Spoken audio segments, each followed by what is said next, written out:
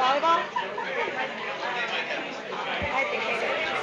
He plays volleyball. Dr. Meyer? I believe so. I'll back. I'll send something to Patty really quick. Yeah. I know.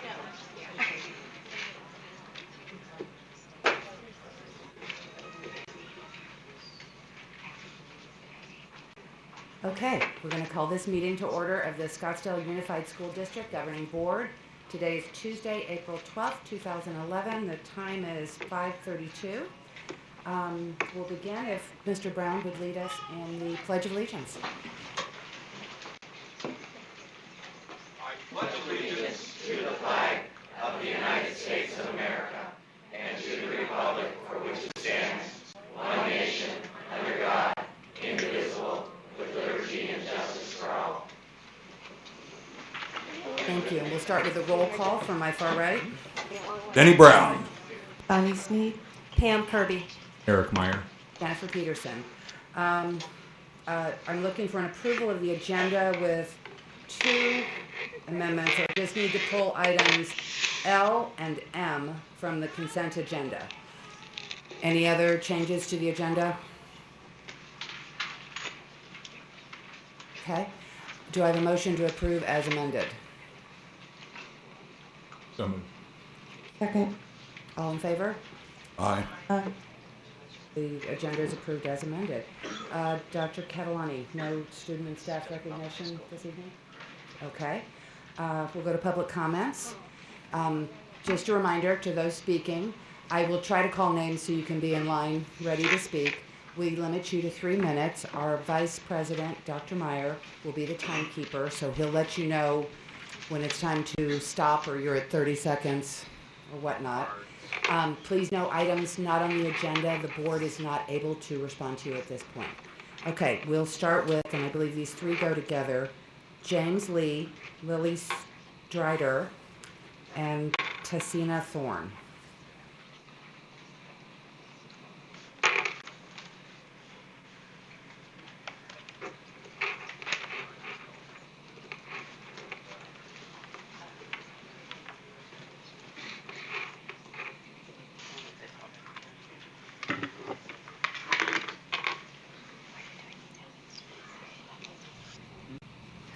Hello, my name is Lily Strider.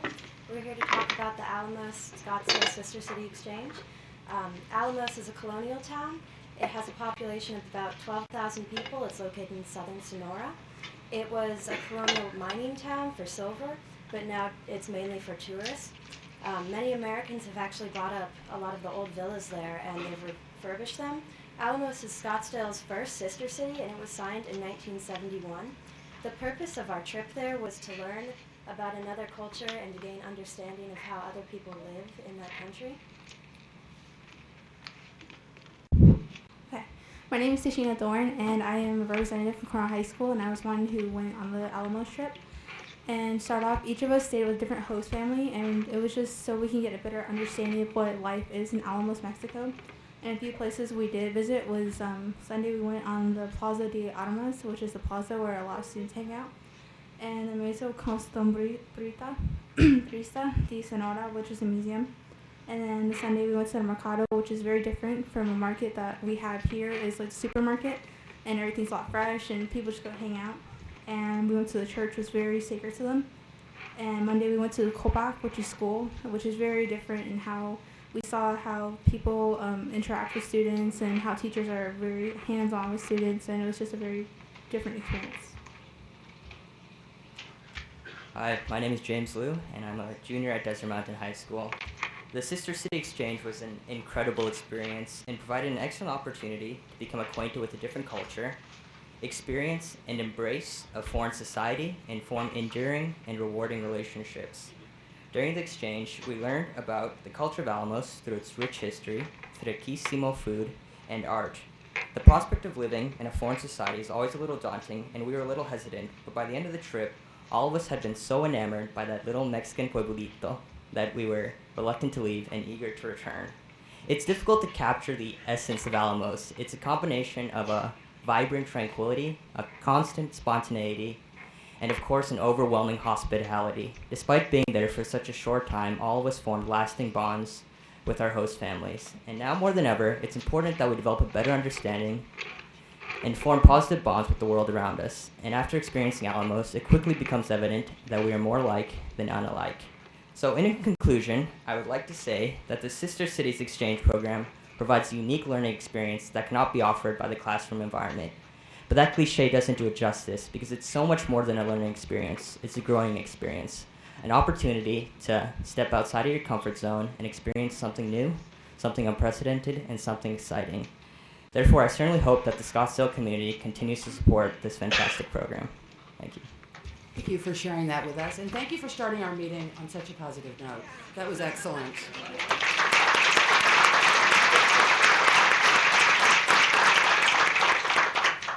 Okay, Ann Hansen. And after Ann, we'll have Sean Haas and Bernie Valletta, I believe. Madam President, members of the board, Dr. Catalani, ladies and gentlemen of the Scottsdale community, it is a good thing to start on a positive note. And when I thought in terms of what I want to share tonight, and I came in here and I saw the room filled, it's a pretty humbling experience, I have to say, because the room is filled with people who are advocates. And it's very interesting to me that that's the one word that I could not think of that one of you board members shared with us at one of our meetings. And I'd like to thank each of you, before I talk about that word, for coming to our rep council meetings and our exec board meetings. I think it has helped us forge an important relationship with each of you. I think we have a new respect and understanding for what you have to do. And I want to get to that word, and the word is advocacy, because everybody here is an advocate for one group or another, as am I. And I do want to say I am so grateful for my SEA colleagues, and I hope every day that I don't let them down. But I know that that's not possible. I do know that. And one of you up there, and I don't want to put you on the spot, you said something very important to us. You said that you, in your role, do not advocate. You are charged with the responsibility of deciding. And I just want to thank each and every one of you for taking a role and a responsibility on that, quite honestly, in Arizona, I do not know how you do it. And I really mean that. I want to thank every person sitting behind me, because they are true advocates. And I know how hard it is to come up here, and no matter what they say, I salute them for the courage that they will tap into to make whatever they say possible. Thank you for listening to me. John Haas, and then Bernie Scaletta, and after that, Tommy Burke.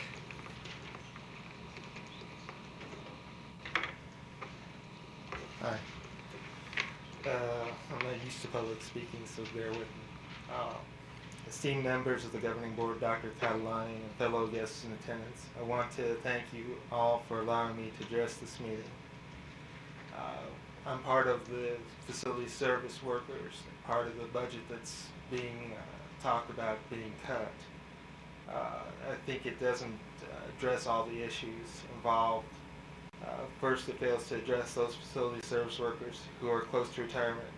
Many of those people have invested their lives in service to Scottsdale Unified School District and are now just short of retiring. Workers cut under the proposal include Byron from Pueblo Elementary School, who is short of retirement by just 2 years. Byron is a devoted member of the Scottsdale Unified family whose dedication to being at work every day can be seen in the amount of general leave he has accumulated. However, according to the proposal now before the governing board that's going to be presented tonight, those same individuals such as Byron will lose their investment and their retirement for the sake of a cost-cutting measure.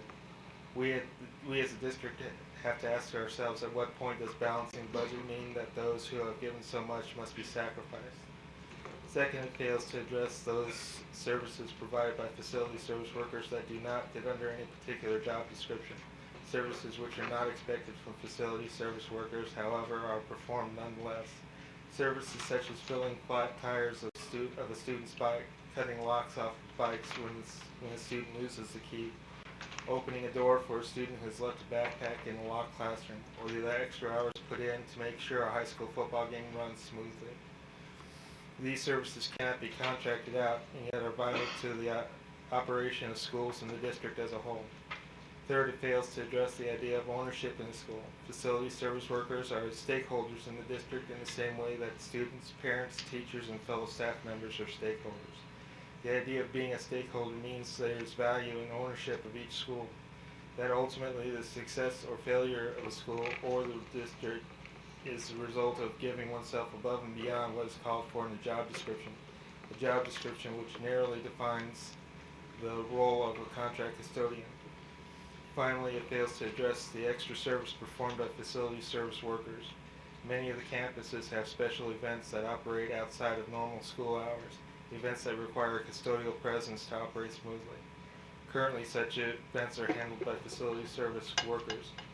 In conclusion, the proposal of contracting out fails to address concerns on 4 issues: honoring those who have faithfully served the district, extraordinary services provided by facility service workers, the idea of ownership, the extra presence provided by facility service workers are left without resolution. But thank you for your time and attention. Bernie Scaletta, then Tommy Burke, Leslie Sharp, and then Melissa Eric, I believe. Good evening, Dr. Catalani, Madam President of the Board. My name is Bernie Scaletta. I am here also on behalf of the custodial staff. And I'd like to read a little thing here. Current SUSD employees are truly invested and dedicated to our schools. And even more importantly, they are the ones who know each child on their campus. In many cases, these employees are actually parents themselves or have had students in the SUSD organization. Not only are they committed to providing a safe, clean, and positive learning environment for our students, educators, the staff, but they truly care and provide that extra touch at special events. And are instrumental in the energy conservation program. They also perform state-mandated and much-needed preventative maintenance at all the sites. Contractors hired from an outside vendor are not so invested, and they don't have that sense of family. We have petitions here that we would like to give to the superintendent.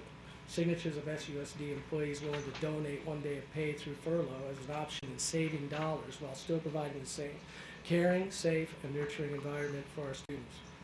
This petition was initiated by volunteers of the SUSD family and is not meant to be disrespectful to the SUSD administration or the hard work put forth by the Budget Committee.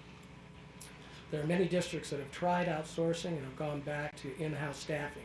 We are asking if this idea could be considered as an option to divert funds instead of eliminating positions.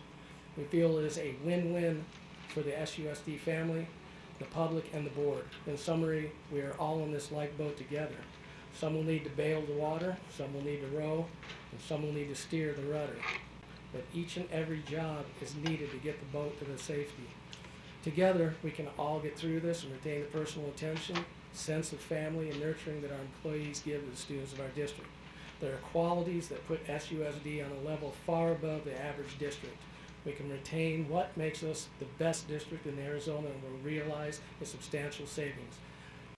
We owe this to our kids. Thank you. If we could hold our applause. No, I'm really sorry to get my sheet in, but I'm sorry, here I have over 500 signatures. All right, if you want to give those to Mrs. Como. And if we could hold our applause in between speakers. Tommy Burke, Leslie Sharp, and then Melissa. Melissa Weger, perhaps. Madam President and board members, Superintendent Catalani, as the nurse liaison for the district, I want to thank you for taking the time to listen to our concerns. From preliminary discussions with our budget committee, I understand cutting RNs is not recommended. Thank you for focusing on the needs of our students and listening to our community and focus groups. I have already shared with you the detailed fiscal arguments which support the cost efficiency of retaining our registered nurses at each school and as SUSD employees. We pay for ourselves through Medicaid reimbursement, reduction of absenteeism, and mitigating litigation. Besides the fiscal consideration, our school nurses provide state and federally mandated services that require the services of a registered nurse, not an EMT, not a CNA, but registered nurses. I am also an EMT and I know their scope of practice well. For the 1% of our students who have serious injuries, an EMT would suffice. For the other 99%, they are woefully unprepared for the chronic health conditions that we are facing in our schools today. When this proposal of outsourcing in collaboration with Scottsdale Healthcare was presented, I was led to believe that a similar model had been successful in both Paradise Valley and Mesa schools. I took the time over spring break to meet with lead nurses from those districts to see how they had made it work. I came away with a wealth of information and solid advice about pitfalls and problems that they have encountered. I was told PV had successfully collaborated with Scottsdale Healthcare. In reality, they have only 2 nurses out of 46 that are their employees.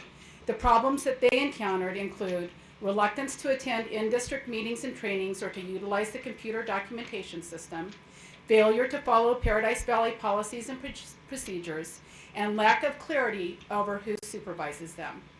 Mesa, who utilizes EMTs at a portion of their schools, delineated the challenges they have faced: high turnover, inexperience, and lack of knowledge of school or community health nursing, legal concerns, and an increased rate of 911 calls, which have caused a huge financial hardship for their families. They don't even allow them to work as EMTs, but as unlicensed assistive personnel, and are required to sign a document stating that they will not perform assessments at the behest of their legal department. For many years, we had standing orders provided by Dr. Mo Bell of Scottsdale Healthcare, but those were rescinded 3 years ago at the behest of the SHC legal department because of the potential for litigation in providing medication orders for 26,000 students in our 31 schools. Why the turnaround now? I'm going to let Leslie finish this. We realize that everything has to be considered due to the potentially disastrous state budget cuts. But since we are no longer facing the worst case scenario, can we slow this process down to consider the impact and implementation? We have one of the most highly skilled, experienced, and well-educated and loyal group of nurses in the entire valley. We must continue change. We would need to look at a signed RFP to determine what services the district would truly receive and at what cost. Allow me and all of our nurses the time to evaluate the Scottsdale healthcare plan, to come up with a model of healthcare delivery that truly works and to ensure continuity of care for our students, family, and staff members. If we, as one of the most respected districts in Arizona, can make this a success, it will be a feather in our cap. My final point for your consideration: which child deserves skilled nursing services more? The profoundly handicapped, medically fragile student at Coronado who has a tracheostomy, feeding tube, daily seizures, and suffers cardiac arrest at least once a year? Or the kindergartner at Pima who is newly diagnosed diabetic with blood sugars ranging from 30 to 500, who could easily appear to be resting at his or her desk or at recess when in fact she was critically ill from hypoglycemia? My answer to that question is both. All of our students in the Scottsdale Unified School District deserve well-trained, registered nurses with strong backgrounds in community health and school nursing, disease processes, and pediatric nursing skills. Every single student deserves this. Thank you so much for your recognition of this need.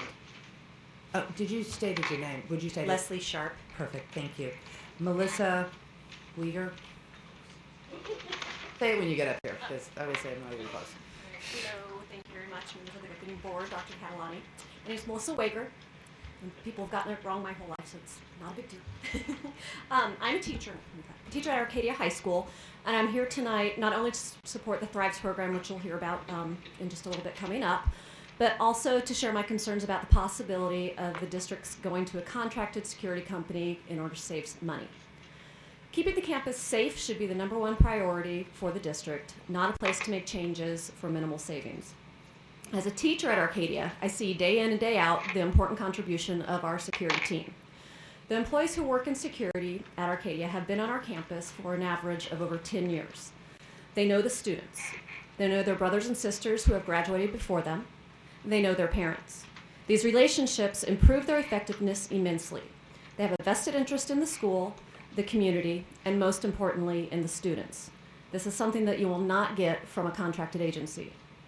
All of our security team live in the neighborhood. They know the people who live there. They know the business owners. It is not uncommon for them to receive calls from a business owner or a home when some of our students may be making some not so smart choices. Our security personnel are committed to our students and have responded to these calls in order to keep our students safe. The mere presence of them showing up will disperse the students and send them home. Again, this is not something that you will get with a contracted agency. Our district has done a better job in training our security personnel and providing continuing training that would not be provided by an outside source. They know the policies of the district and the turnover is not high.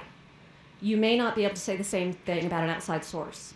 Not only that, our district is responsible for making sure that all employees have been cleared to work in education by the State Department of Education. Do you trust that an outside source would be so vigilant? When student safety is a concern, why is this something that would even be considered? Our security team has demonstrated a commitment and loyalty to the school, to the district, and community. This is not a commitment that you would get with an outside source. I do not see how replacing SUSD security personnel with a contracted agency would truly meet any of the district goals that I'm sure you are familiar with. Improving student achievement, improving operations, and improving communication, marketing, and effectiveness. Our school needs our security team, our community needs them, and our students need them as well. Thank you. Thank you. And we received an email from Alinda Kranak, who advocating on behalf of building services, so I will just share that with the board. Everyone can just read that. Okay, Dr. Catalani, any superintendent comments? Yes. First of all, according to the 2000 census, 1% of Americans had earned some form of doctorate. And I'm very pleased to announce that in Scottsdale Unified School District, we have 2 brand new doctors. Just last week and the week before, now Dr. Andy Forlis and Dr. Jeff Thomas completed their degree, successfully defended their dissertation, and were awarded the very, very well-earned degree of doctor. So I would like to congratulate them and ask them to bring up their old nameplates, because we want to make sure you have accurate nameplates that represent your title.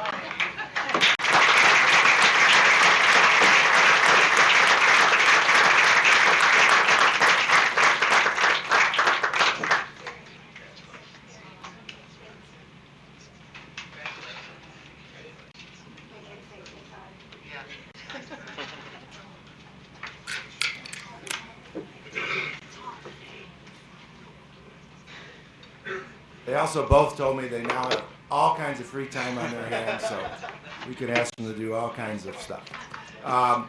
Would Dr. Ann Hansen please come forward? And Tommy Burke, please come forward. And Sandra Como, I guess you're here. Okay, great. I have 3 proclamations, and because these are all coming up before our next board meeting, we thought we'd do it now. So Ann, May 1 through the 7th is National Teacher Appreciation Week. So I'd like to present you with this proclamation and thank you and our entire faculty for their outstanding work on behalf of our 27,000 students.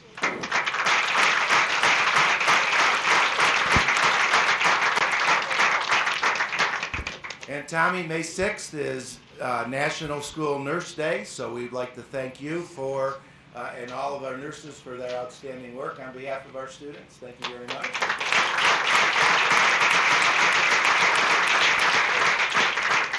And the week of April 24th through the 30th is the National Support Staff Week. And within that week, April 27th is designated as the Administrative Professional Day.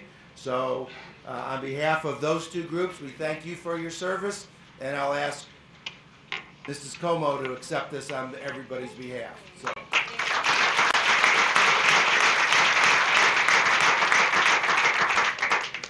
And I just want to comment on one comment that was made about our nurses.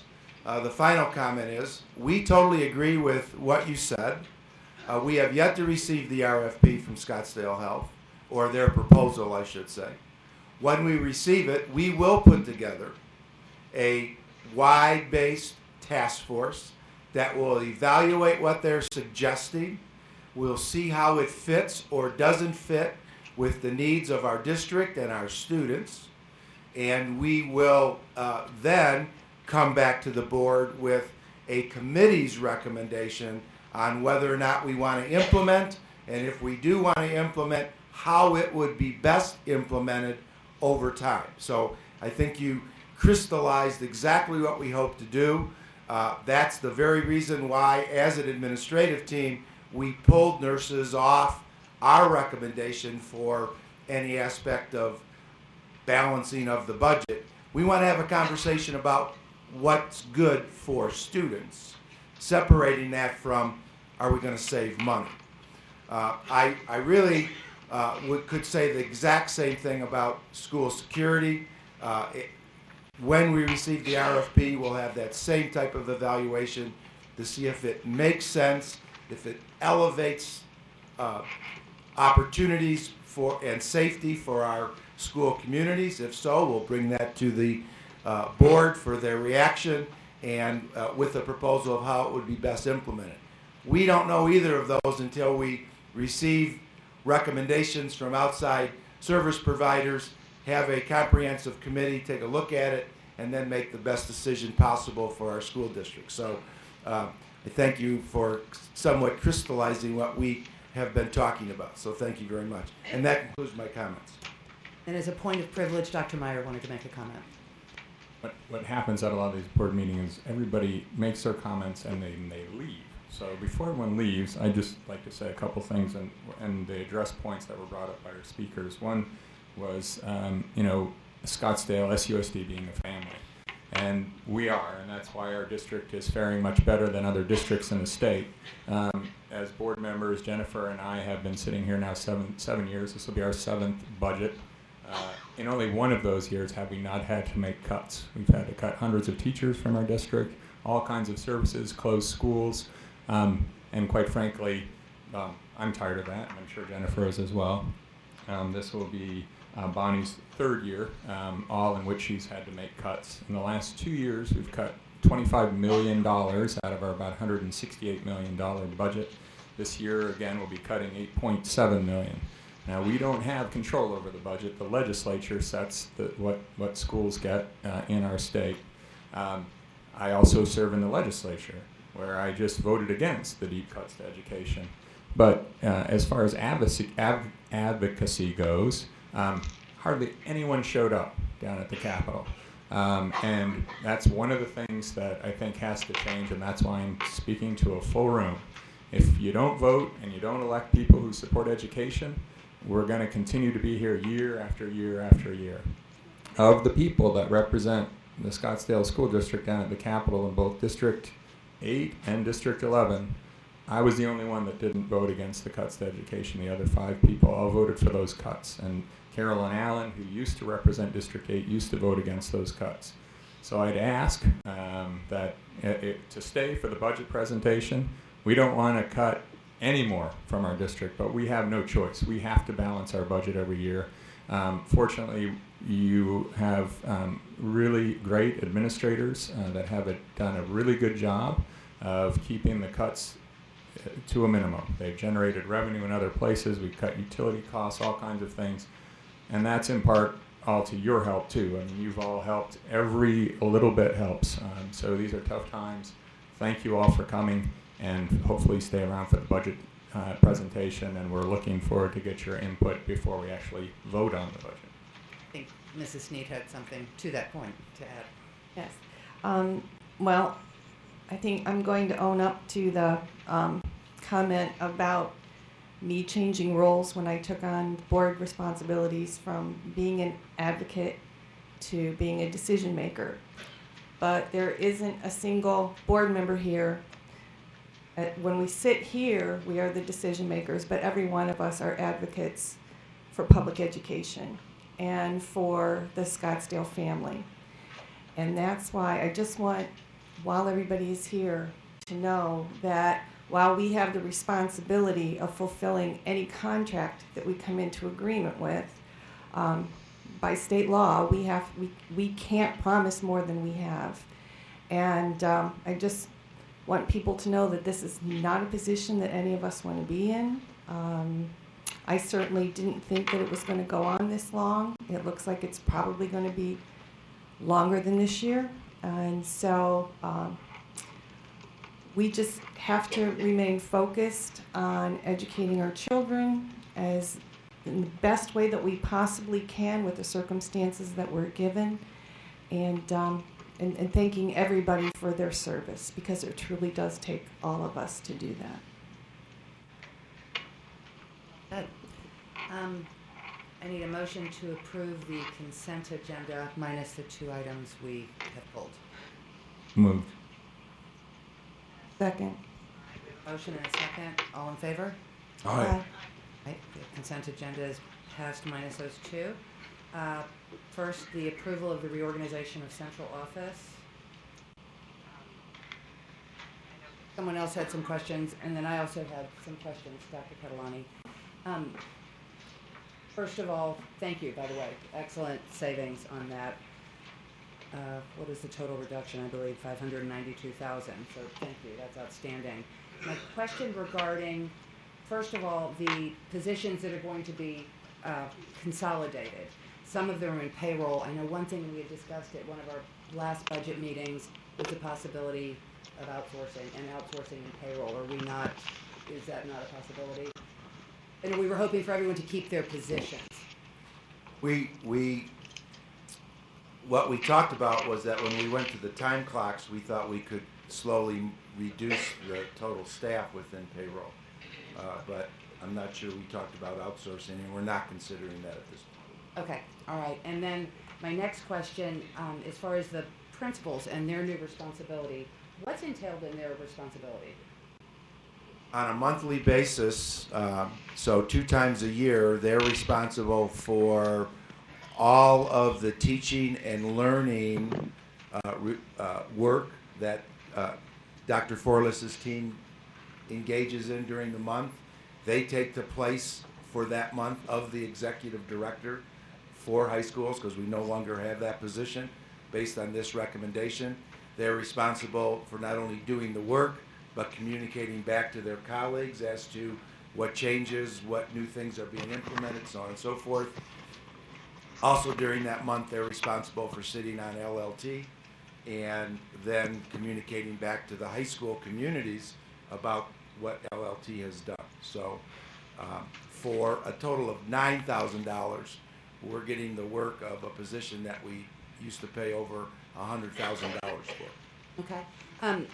Which I mean, agree. The dollar amount is very, very small. I guess my question is, I think of all principals' jobs, but definitely high school principals, I feel like their jobs are very, very challenging on a really good day. So I'm worried for these people to be out from their campuses, then who's picking up the slack there? And then whoever's picking up that slack, who's picking up their slack, and so on and so forth. So I guess my question mark with all of this, I feel badly for these people to be taken away from their campuses, and I am, quite frankly, worried about the stipend, because I feel like we have a lot of people, everyone in our district, being asked to do more, and I know we can't afford to give everybody a stipend. And I know even the article I read last week in the paper regarding, the possibility of whatever happens at elementary schools. So then the elementary principals are going to have to take on more. So then does that mean, more stuff? You know what I'm saying? I'm worried about the precedent, that we can't possibly meet this obligation. Not that they're not deserving. I don't have a good answer for that. You're right. We're asking everybody to do more. We are really asking the high school principals in this regard to step up and to, again, accomplish what we believe to be, and what this school district for many, many years obviously believed to be a very important role, which was the role of the executive director of secondary education. Many of the leadership aspects of that are being taken over by Dr. Forless and myself. The problem is I cannot attend every single one of the Dr. Forlis's meetings, and she's dealing with all three levels. So this is what we saw to be the most meaningful way to accomplish it. And as I said at our last board meeting, I also believe that the bringing school-based leaders to district office also helps and serves as a professional development opportunity for them. Someday, all of these seats are going to have to be replaced, and hopefully those replacements will come because we've provided training within our district in a lot of different ways, and we see this as part of that. We've experimented with this year since October. It has worked extremely well, and I thank the high school principals for making it work, and I believe that the $1,500 additional stipend that all six are being paid is a significant bargain for this school district. Oh, I agree, and I mean honestly, it's not the 9,000; it's more the gesture. Right, but we do as a district deal with overloads and compensate classroom teachers for overloads, school counselors with overloads. We do that all the time. We don't talk about it very often because it doesn't get the press that we get when we tamper a little bit with an administrator's salary. I'm not sure why that is. That's not acting like a family. But we do that. We do compensate our teachers, our counselors for overloads. I talked to a middle school principal today, and I think he said his science department, his entire science department, gets extra stipends for overloads. So it's not like we're stepping way out of bounds with what we're doing with our high school principals. And I would argue the work we're asking of these six people far exceed 2 or 3 students over the cap load of a teacher. Not that that's not worth it either. And you know what? We wish we were sitting here today talking about raises for everybody. And I will say it, I know this is a bad word, especially in Arizona, but we have got to come to a point. This is the 4th or 5th year we're talking about keeping everybody at the same base salary. And, we have to start figuring out a way to change that as well. People deserve to be appropriately compensated. And although we as a school district have done better than most Valley school districts by maintaining base salaries for all employee groups at significant M&O dollar costs, by maintaining base salaries, we haven't kept up with inflation. And so we have to start talking someday about that, and hopefully Dr. Meyer and his other hat will figure out a way to do that for us. But we believe when you look at the total savings is $592,000 of salary reduction all in this building, and we're going to spend $46,000 of it to save then about $550,000. I think that's a good investment to get $500,000 back and still do the same quality of work for the school district. Mrs. Kirby. Thank you. Yeah, it's on. Okay. I just wanted to go back to the question of outsourcing the payroll services. The payroll function is one that's generally, it's very common to outsource that. And so I'm curious as what the decision criteria was to consider outsourcing custodians, nurses, and security on the campuses, but to not consider outsourcing payroll. I'll be happy to answer that. Scottsdale Health came to us with the proposal of partnering with us on health service. So we thought it worthwhile to take a look at what they have to offer, okay? We picked second shift custodians as a place to go to because we structured the RFP to say, every one of our employees would have the right to be rehired by the outsourced company at the exact same salary level. So And the change, therefore, would be benefits. The one speaker brought something up that Dr. Peterson was going to mention in his budget presentation. I'll mention it now. We've also calculated that anybody within 5 years of retirement would remain on our payroll in the retirement system so that people close to retirement would not be hurt. So we felt that was a way to, yes, save a little bit of money, but maintain the same quality and services, because we believe for the most part we'd maintain all the same people.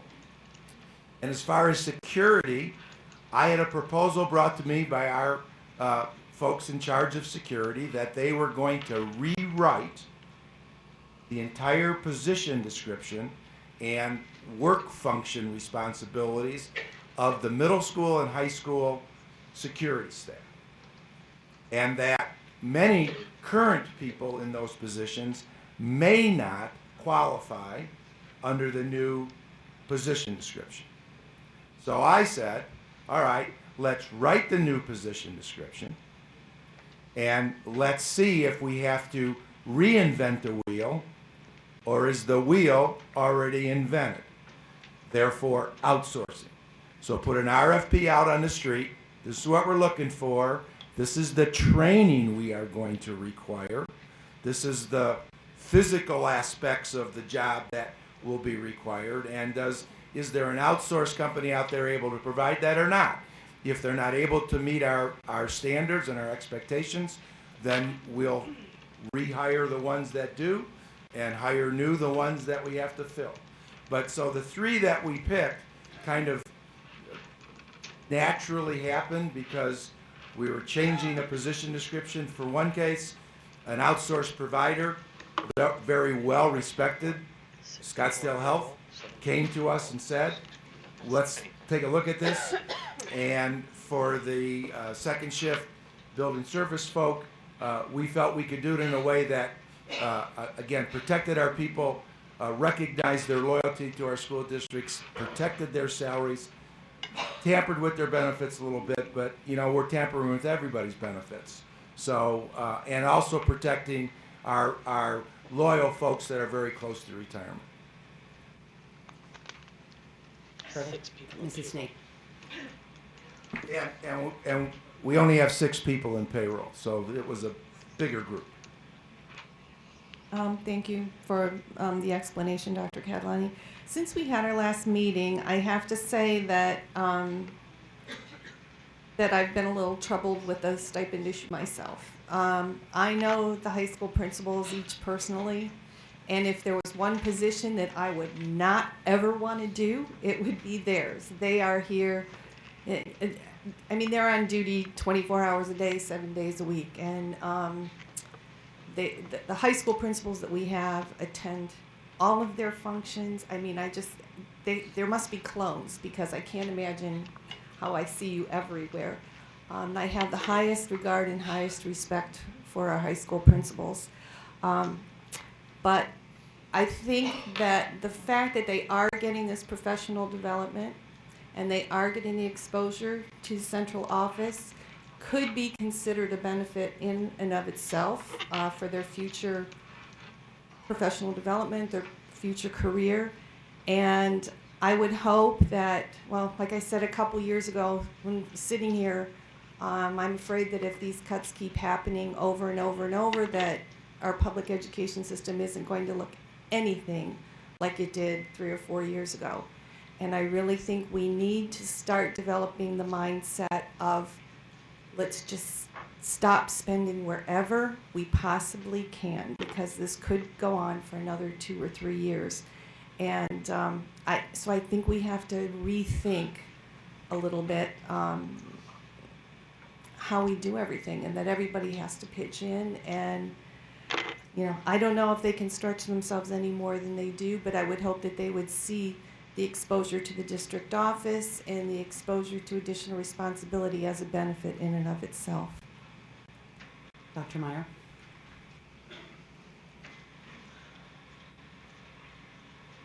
Let's see. it's a tough one because we do pay stipends for other things. And your point's a good one. Well, what about here or what about there? So I feel that we haven't done is define when we're going to pay those stipends and when we're not. So if a teacher coaches, they get a stipend. If I don't know if they do for clubs. I don't know all the things we give stipends for. If our classified people work overtime, they get paid more. So I think we don't want to discourage people from staying in our district as well. I mean, our principals, vice principals are our farm team, and so far for our districts it's paid off by keeping them here. But if we overload them and don't pay them for the work they may be taking on that's additional work, I mean, this is a big deal. Their responsibilities back at their campuses don't go away, and they're agreeing to take over for a month or almost 2 months of a year, another person's job essentially.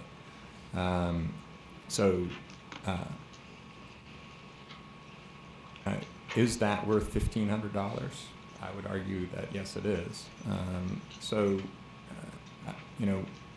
Maybe we revisit this over the course of the next year, do it for a year, but what I don't want to see is our valued principals looking elsewhere, because we have to be careful, because we have set precedents already with giving stipends. This is it's asking them a lot to add to their plate,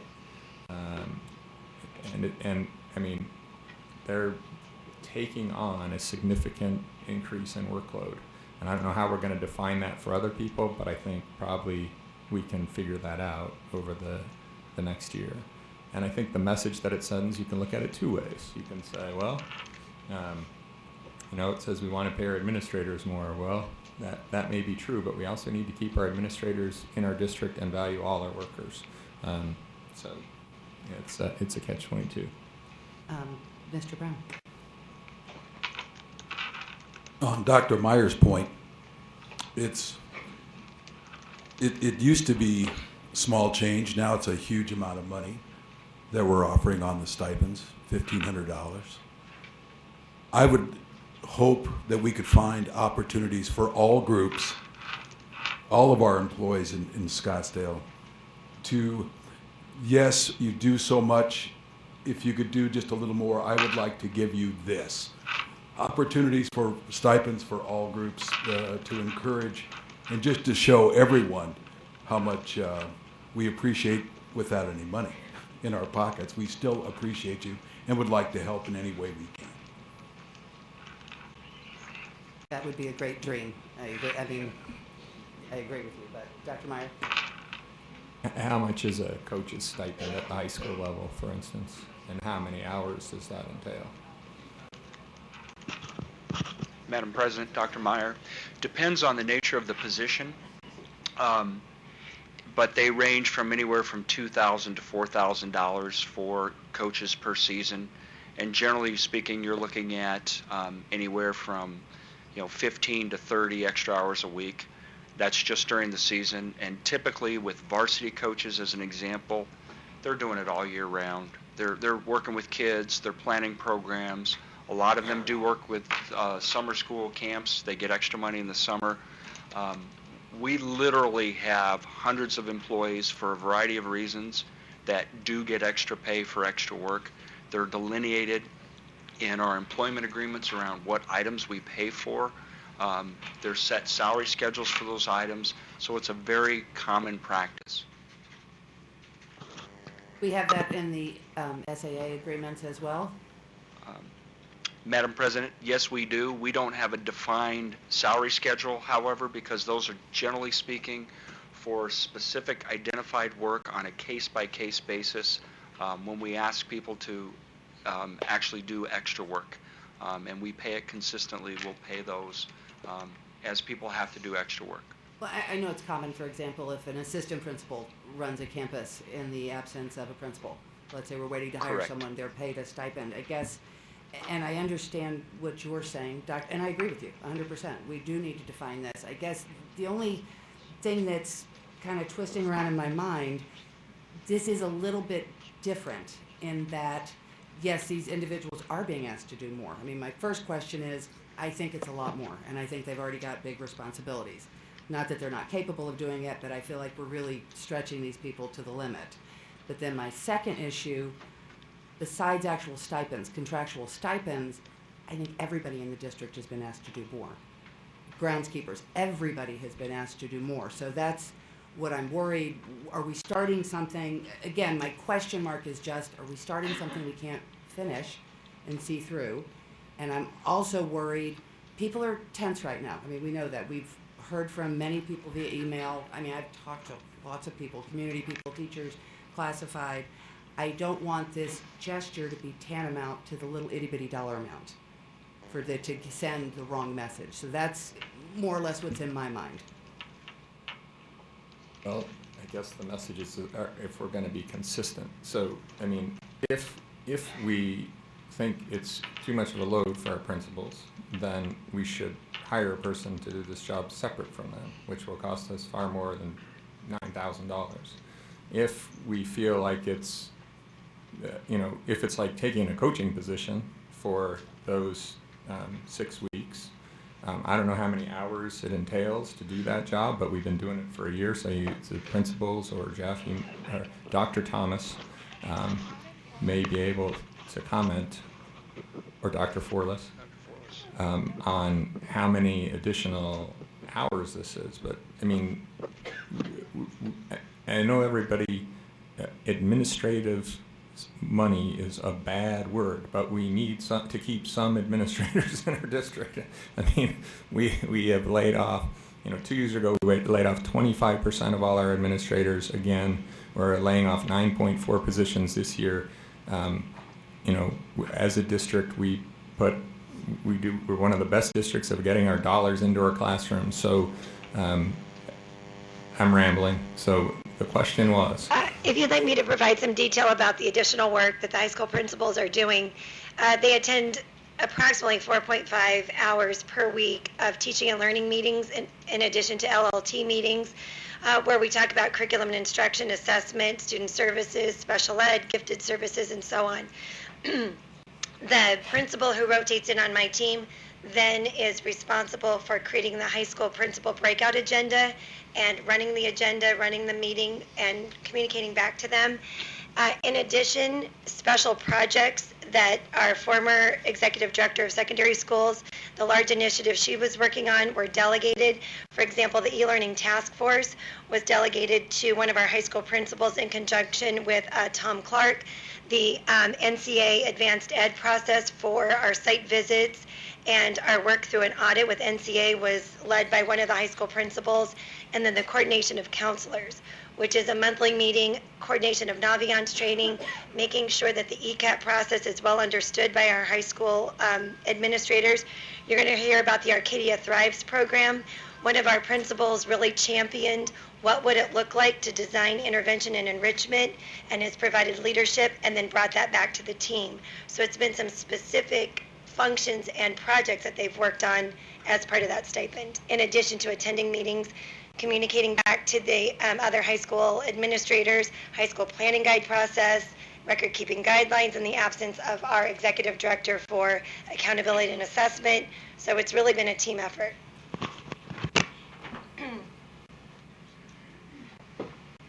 Thank you. Again, so I think where we may have not done this quite right is if we're going to create this additional workload and we can define the job, the principals have basically been told at this point they're going to do that. But if A, as a board, we think that's too much for them to add to their plate, then we should hire somebody else. Or B, we have to look at all the stipends we're paying and make it equitable throughout the district. Now, it sounds like that, I know that there's a huge additional workload by filling this job. So I'm proposing that, we do it for a year and then revisit it with more input to end. We can look at whether we're, not only getting what we're paying for, but B, whether we can even ask them to continue to do that job. or whether we need to fill it with another administrative position. So. Nate. My understanding is that they've gotten a stipend this year, Correct.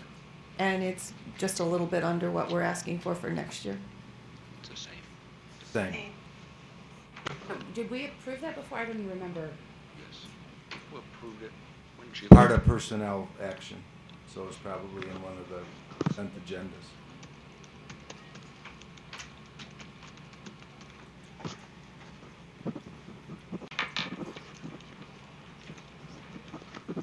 Kirby. I think that one thing that would be helpful to me, at least, is if I could see an organization chart of administration after the proposed reorg is implemented, what it would look like by position and what the salary ranges or the salary is for those positions in the organization. Because I would suspect that there might be opportunities to go find enough funds to fund a separate position if we need to do this work. Well, okay, I just want to say one thing. I mean, they've saved $501,000, so I guess for argument's sake, they could fund it right now. You know what I mean? Then we have to find that, it's the position, I don't know what, this is Alfie's old position, so let's say it was $100,000 a year plus benefits, so you're talking $130,000 you have to find elsewhere.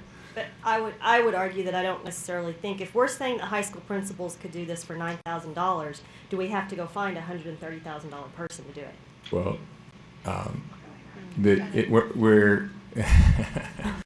I would argue the high school principals are being totally underpaid, just like our coaches are and like everybody else who gets a stipend. I mean, it's being part of the team that the reason why people step up to do these jobs. So if we're going to put out a position to hire somebody for $9,000 and no benefits, we're not going to.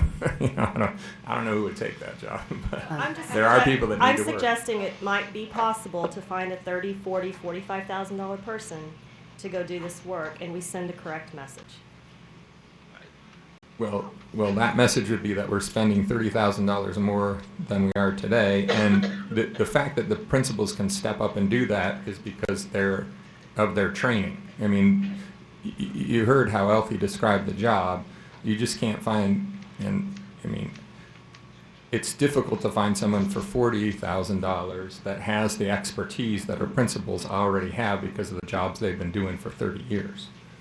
But at some point, the law of diminishing returns kicks in, where you keep piling on more and more work on individuals, and that work is done with, it's not given the time and attention that it necessarily deserves. And so if this work is important enough that we need somebody to do it, maybe it's important enough that we have a body to do it. And I'm just suggesting it doesn't need to be a $130,000 body. Dr. Catalani, I think, wanted to jump in. We have to remember that it's just not the high school principals doing the work. It's Dr. Forlis, it's myself, it's probably my entire leadership team here, because Alfie did a lot of discipline that people ran from the high school and wanted to come down here and complain about whatever about the high school principal or assistant principal. So we deal with that now. David dealt with one just the other day, so it's kind of whoever happens to be on call. And I would respectfully disagree. We will not find a replacement, even if it's just to do part of Alfie's job, for $40,000. That the market will not allow us to do that, unless we just want to hire any old person, and then we might as well not do anything. We propose this because we understand that there's a financial crisis in our district, and people point at district office all the time. Dr. Meyer is right. We've cut. We're cutting one more time. I don't believe we can cut again. If you're really opposed to the stipends, then I will not ask the principals to do this, and we'll find a way to make it work. I'll overtax everybody here, but we'll find a way to make it work. But I strongly recommend that you not direct us to go out and hire somebody, because then you're going to give up some of that savings, and then something else has got to come up on the list to try to balance this budget. You know, the good news is we've proven this year that it works. I'm not saying that we're not taxing our principals, but several of them are in the audience, and I think they'll tell you that although they've worked harder, I do think they've appreciated the opportunity to contribute and to lend a hand. Again, it's a significant savings, and I think it's a benefit for the school district. In fact, we came very, very close when ILDE left to actually have this model be across the entire school district. And we chose not to do that because we're worried about overtaxing lots of people. But we think this is a good proposal, and we think it's saving the district meaningful dollars. And the little bit of money going towards the principals is just to kind of thank them for their effort. And two of them are standing at the microphone, so could they speak? Give me 1 second. I just want to say one thing. To me, this is not an administrator thing. It's not a, oh my God, we're not going to pay administrators. I'm genuinely, as I said, worried. I think this is a lot. It's a big responsibility that I don't doubt you guys can't do it. I know you can do it, but I think it's a lot to ask. And I am also worried. I think everyone in the district is being asked to do more. So I did want to clarify, this is not about it being administrators getting it. But, you know, anybody else, I would say absolutely, give them the raise. So, go ahead. You go. Goodness, what nice. Good evening, good evening, board member, board president, Mrs. Peterson, board members, Dr. Catalani, Sandra. You know, I've heard the word advocate, so I'm gonna certainly use that word over and over again as to advocate. The opportunity that Dr. Catalani has given us this year as instructional leaders has really taken flow in the fact that we not only are responsible for the day in and day out operation of our school building, but we're also able to share a shared vision, a vision that we brought forward to the district about collective capacity. As you recall, that was where we as a team, unified as a family, took on a collaborative capacity for the good of the organization. I certainly feel that that I have certainly had grown tremendously this year, much more than I have in past years, simply for the fact that I have been in shared leadership responsibilities. Speaking for myself, I oversaw the counselors this year. Throughout the year, we made tremendous progress in the implementation and rollout plan of the Naviance program. You will certainly feel more comfortable about the fact that that each community certainly understands the Naviance program. They've worked hard.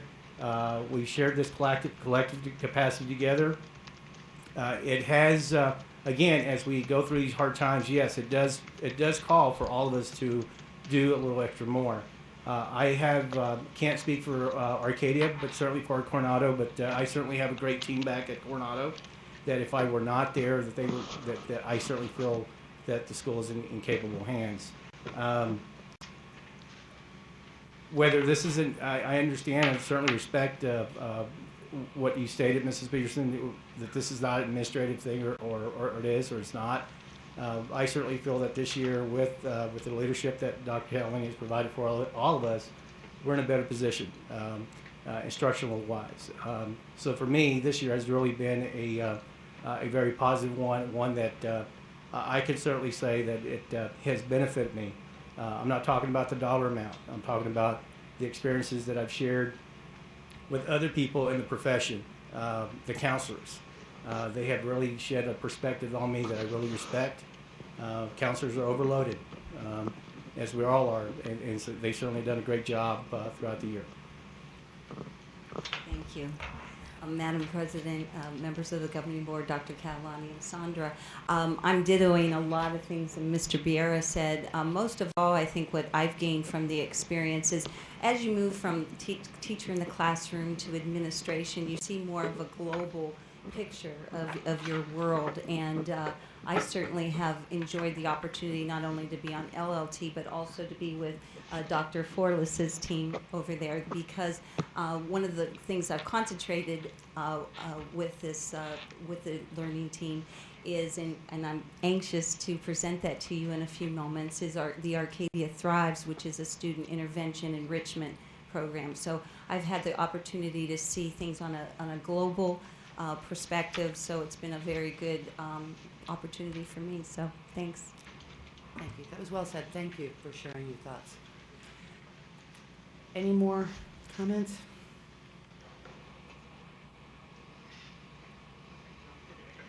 Okay. Anybody have any final thoughts before we make a motion? Kirby? Does the motion on this particular consent item, can we break it out? Or do we have to, can we break it into, well, I guess it has to be, the motion has to be as the recommendation is written, correct? Okay.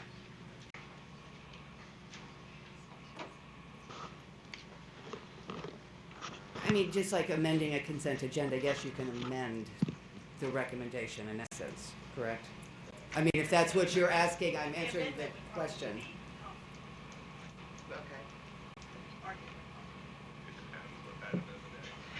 Right, I don't know how complicated.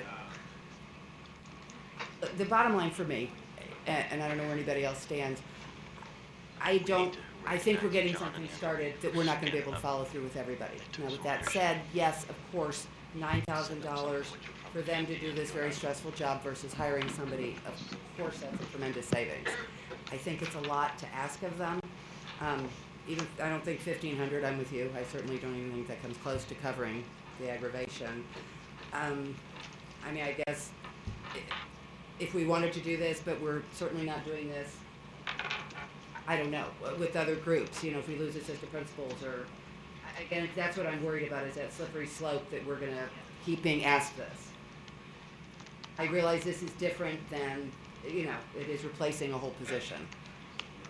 So I would be willing to support it, you know, if we do maybe define stipends and what we consider to be reasonable as far as stipends. Maybe that's the way to go, back to your original suggestion. And we already started down this slope a long time ago by offering all kinds of stipends when people took on additional work. So, and we've already set the precedent by... Well, but I mean, coaches and things like that, that is different than, you know what I'm saying, so all work. I mean, well, but I mean, teachers, you know, everybody, we've raised the cap in the classrooms. Yes, I realize we pay them more when they go over the cap, but we've raised the cap. So, I mean, it's all relative. Everybody's been asked to do more. Dr. Catalani, my heavens, you've been asked to do more. Everyone has. Did you? No, I just want to, we haven't even started our regular board meeting. So the question is, do we want to approve this, and we can just maybe see, I mean, I'm willing to approve it now and look at it in a year and then say, because, you know, it's $9,000, we can assess how much work's being done. Either we're willing to approve it the way it is and look at it in a year, or we take the $9,000 out, and I am willing to approve it and look at it, define what we're going to pay stipends for over the course of the next year, work with our associations to do that, and then move forward. If others aren't willing to do that, then we need to take the stipends out for this year and approve this minus the stipends. So those are our two choices. I'm willing to look at it for the year. Mrs. Kirby. I guess I fall on the other side. I fall on the other side of the coin. I think it's, once you approve it, it becomes difficult to unwind. And I think it's a little easier to take it out, scrub all stipends, and then clean slate it and go forward. Mrs. Snape.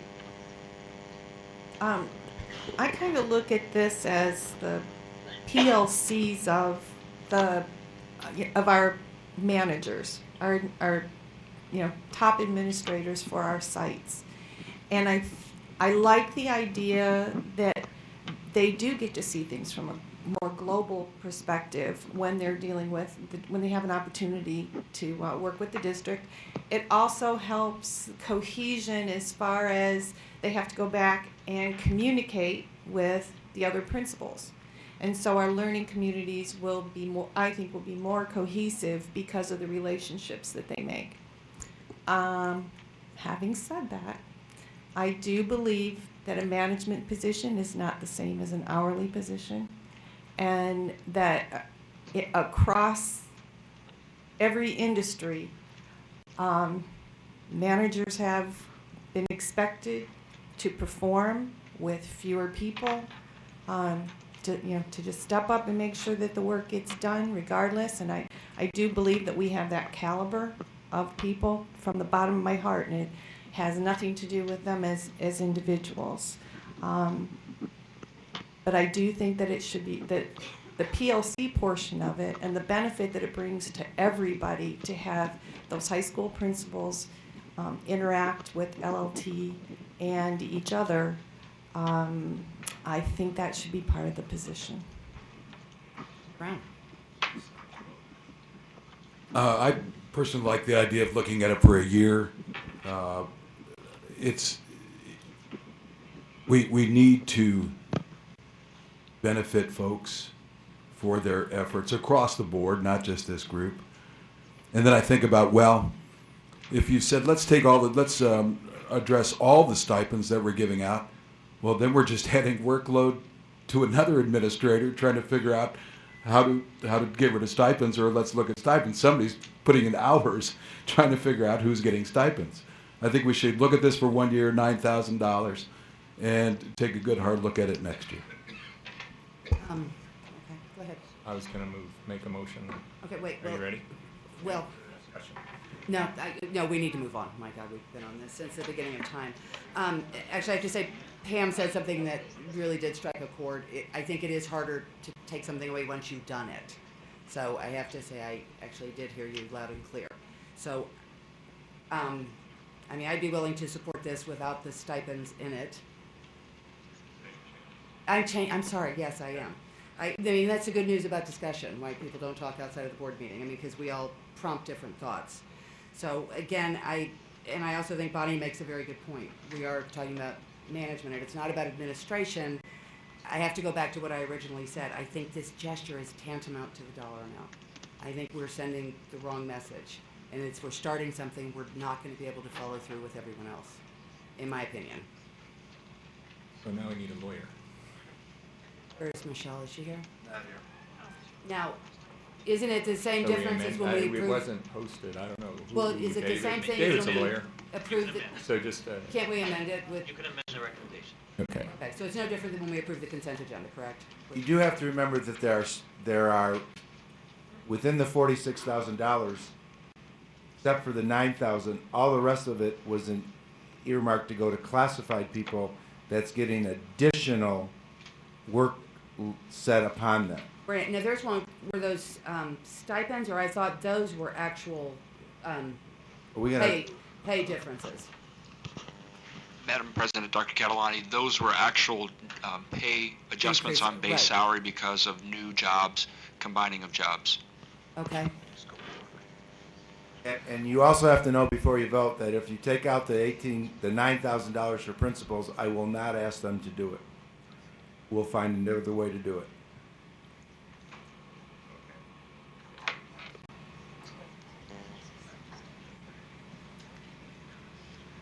All right. So who wants to make a motion in some way, shape, or form? Well, I'm going to move this. Either we have to move this, or you have to amend it to not include the $9,000. Okay. Does someone want to make a motion amending it? I am going to make the motion that we amend it and take out the stipends, but I would definitely encourage Dr. Catalani to reconsider, because I do think that that there are other benefits that are non-monetary to our principals for continuing this. I will second that. I don't know. Was that a formal? Do we have?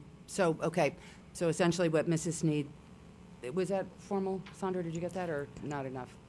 So basically, okay, so you move that the governing board approve the central office reorganization with the amendment, or with the exclusion of the stipends to the principal. Correct. Okay, and then Pam, you've seconded it. Okay, all in favor? Aye. Aye. All opposed? No. Aye. I mean, no.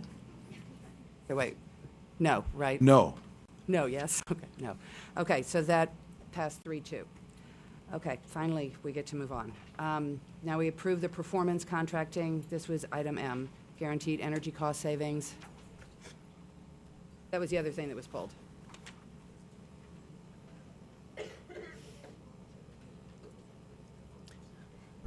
Madam President, members of the board, this item is a follow-up to the solar chiller project that we are doing at Desert Mountain High School. That was approved previously, but as you know, the part of the project was bringing back the financing to the project. And the vendors doing the work, Honeywell and Solid, are the two vendors that were responsible for bringing back the financing. As they've brought back the financing, National Bank of Arizona had their legal counsel met with Michelle and me several times, and they wanted to make sure that there was modified language that made sure that we spoke to ARS 15213.01, which is the statute for performance contracting, just to make sure that this agreement is enforceable. And that's the reason why we're bringing this back, just so that we make sure that we meet their requirement for the final financing. We started the work over spring break, and we need this financing to finish the project and move forward. So all it is the amendment in order for National Bank of Arizona to complete their financing. Any questions, Mrs. Snead? Did you have no, you just wanted him to explain. Okay, thank you. Perfect. I'll go ahead and move that the governing board approve the solar services agreement as amended between SUSD and SOLID for Desert Mountain High School. The amendment transfers the SSA from SOLID to Solid DMHS ESCO as the borrower on the loan. Second. Second. All in favor? Aye. Aye. Aye. All right, that passes 5-0. And we've already approved, did we approve the rest of the consent agenda? Okay, now finally we're on to the actual agenda. Okay, the presentation of the Arcadia Thrives plan. Dr. Woolsey and staff.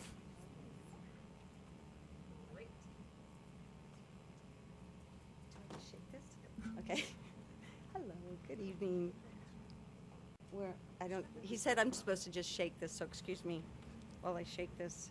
Click. Oh, you didn't say click, you said just Sorry. to shake. I get my clicks and my shakes mixed up. Oh, thank you so much.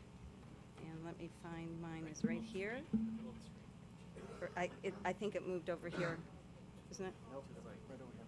Oh, thank you.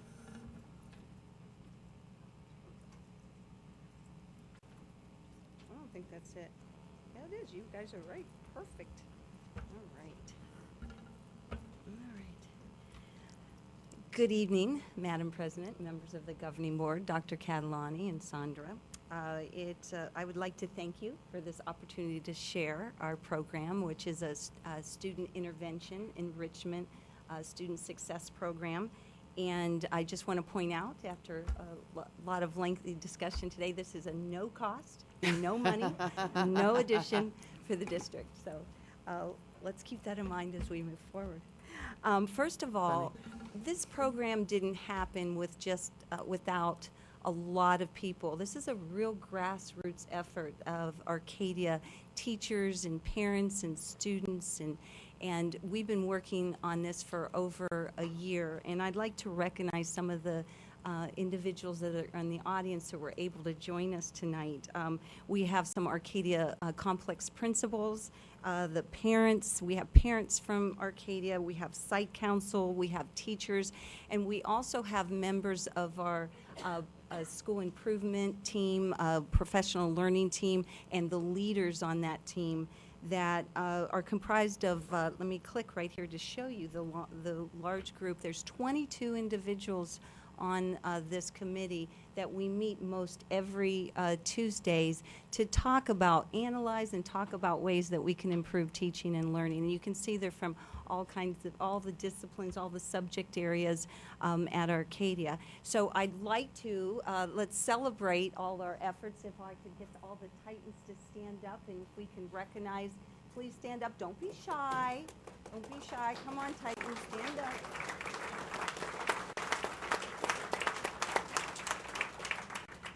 Thank you. So, when we look at Arcadia High School administration and teachers and staff, we're committed to academic growth and success for all students. And our teachers have embraced the research-based model of the PLCs. We mentioned PLCs before. And we really have done our research. Schools across the country are showing significant gains using this PLC model. As we know and have heard, but let's refresh our memory, that the DO4s have framed their model with 4 different questions. The first one is, what is it we expect them to learn, which is our essential learning outcomes.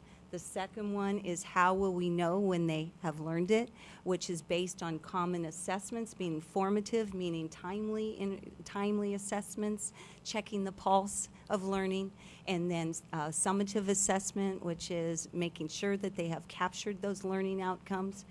And then the third question is, how will they respond when they don't learn? And that's what we're here to engage tonight in a conversation about intervention. And then also, how will we respond when they already know, which is the enrichment part. So as we look at Arcadia's collaborative teams, they've been hard at work, of course, we just alluded to that, to improve student learning on our campus. But we know that students do not learn at the same levels, and that teachers already use a variety of interventions. We have teachers that use interventions in the classrooms. They get there before school, at lunch, after school. We instituted recently a program called FAST, which stands for Free After School Tutoring, that students are it's a very popular way for our interventions that the students come in every day. And then also we have a program called GAP, which stands for Generating Academic Potential, which is on Saturdays. It's a tutoring program. We love our acronyms, don't we, in education? So we believe that, looking again at the research, that timely embedded intervention shows significant gains into student achievement. So we want to, and we have, and you will see the data, we've been again working over a year on this, we want to concentrate now on those intervention and those enrichment. So we looked at this, what I would call alarming student data. And we looked at it last year, and that's how we started the FAST program that I just described. This happens to be student data failure rates from our first semester. If you notice in the blue are students, and you can see we'll start with our 9th graders or our freshmen, that our freshmen, 27% of them are failing at least 1 or more classes. And as you go down the line to see sophomores, 22%, 11th graders, 24%, and 12th graders, 10%. If you noticed, and I want to point this out because Arcadia Thrives isn't a cure-all. We want to concentrate on the students that are, of course, failing the learning concepts. But we also know, if you look at the purple category, which is 4 or more failures, we know that students that are failing 4 or more classes need a different type of intervention that Thrives is going to provide, and we'll explain all that logistics. We're looking at freshman transition program. We're looking at a counselor watch, just different interventions for that population. So just keep that in mind as you hear more about Arcadia Thrives. So how does Arcadia Learning Community respond to this data that we looked at? And we wanted to do we want to do sound effects. We say Arcadia Thrives. There should be an A on that lady's chest, but oh well. This again, we really thoroughly have thought about no cost to the district, really no imposition on, there's no change of the bus schedule. You'll see it's very carefully thought. All students have the opportunity to benefit from Arcadia Thrives. First of all, we're going to look at freshmen with D's and F's. So you saw the data showed that freshmen course, a lot of the students were failing at alarming rates. But freshmen, we want to focus on freshmen first. We would like to work out all the bumps in the road, all the obstacles before we roll this out to all students that are failing certain concepts. In our category will be D's and F. And so just keep that in mind that for freshmen only, it will be directed, meaning they have no choice. If you're failing, you are going to thrive, and you will thrive because of thrives. So, and the next category is that we want to make this opportunity for all students. So this wouldn't be mandated, but other freshmen that aren't failing, sophomores, juniors, seniors, we are going to provide extra support and resources. And keep in mind, I'm going to explain all the logistics in a moment, but I wanted to show you the whole picture before I got into the details. And it's also important, we talked about not only intervention, but we talked about enrichment. So we want to provide opportunities during Thrives for all students seeking enrichment opportunities, and then also honors, AP, and also, we skipped dual enrollment students, which again are college classes that we want to make sure that they have study labs and supports. One thing that, and you'll see the data in a minute, one thing that our data showed, and it was very clear, that Arcadia Thrives it has to be more than just intervention. We know we need to have enrichment opportunities. We know we need honors and AP student study labs, because at Arcadia we have a culture of advanced class offerings. Our community loves that. Our parents love that. Our school loves that. As a matter of fact, last year our students earned over $7.6 million of merit scholarships. So we didn't want to forget that population at all. Of course not. It's about all kids. Just to point out, we have 16 different offerings for honors, 12 different offerings for advanced placement. We have 14 different offerings for dual enrollment. As a matter of fact, last year our students earned over 1,300 college credit hours with dual enrollment. So keep in mind, we are very aware that we need to provide those services. Before you read this quote, let me just tell you that, share with you that Arcadia Thrives isn't just only for the student intervention and enrichment, that we also believe student achievement occurs when teachers collaborate and talk about and analyze teaching and learning to improve. So keep in mind, and I'm going to use my fingers because I don't have another a manipulative right here. So look at my teacher fingers here.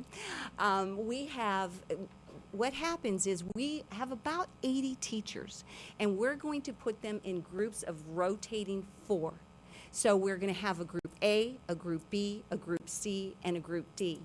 So one of the Wednesdays, and this is Wednesday, an early release Wednesday, and you'll see the schedule and logistics in a moment. Out of one of those weeks, the teachers, highly qualified teachers, will be in the intervention and enrichment areas on campus. And again, I'll explain those logistics in a moment.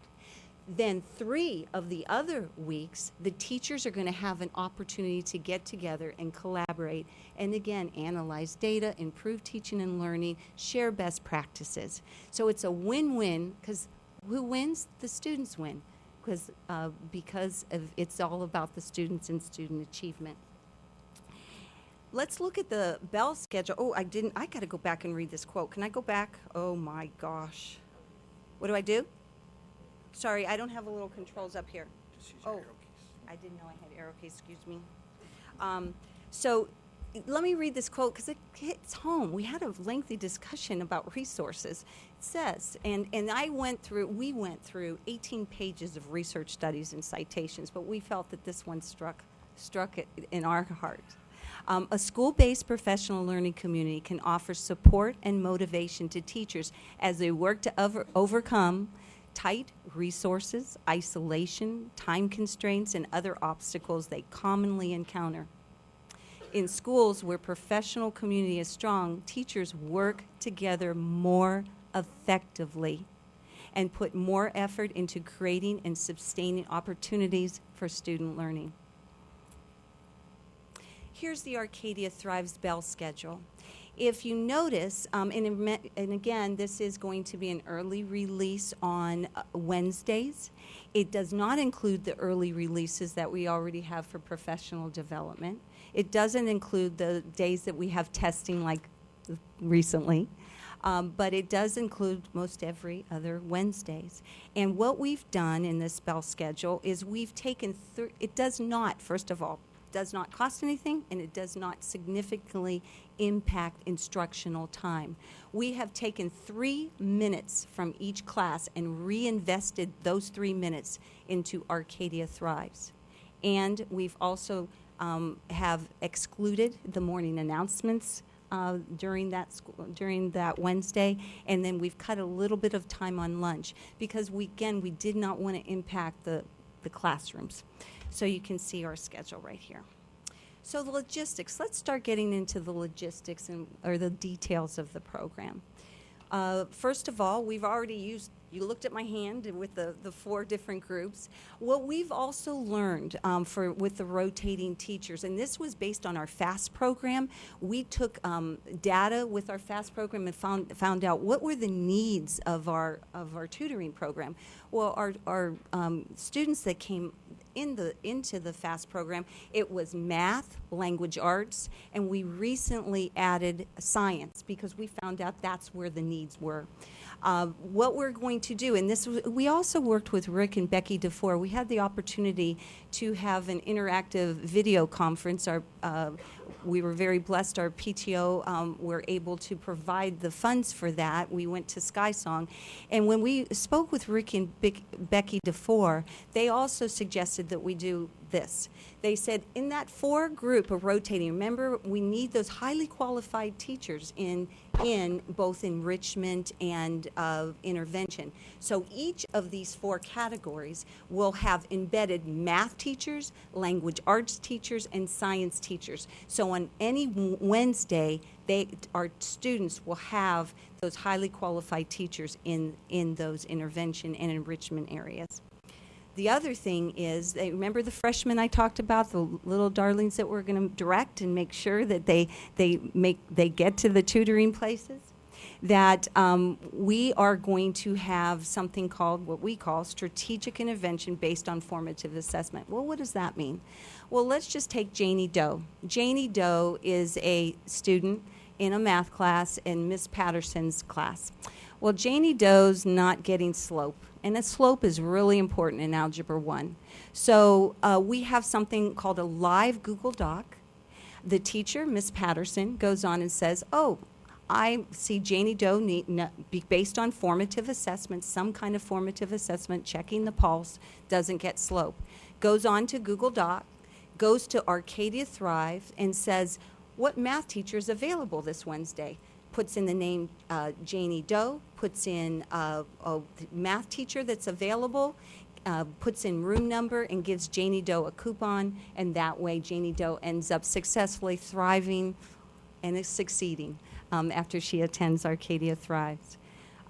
We also, and I wanted to make sure, again, talking of logistics, we've already talked about the freshmen directed, the ones receiving D's and F's. But we also are going to have tutoring labs for the freshmen, sophomores, juniors, and seniors, and those, again, will be highly qualified teachers in there. We'll have computer labs open because some of our students do not have computer use at home. We will have e-learning, so labs open. We'll have enrichment labs.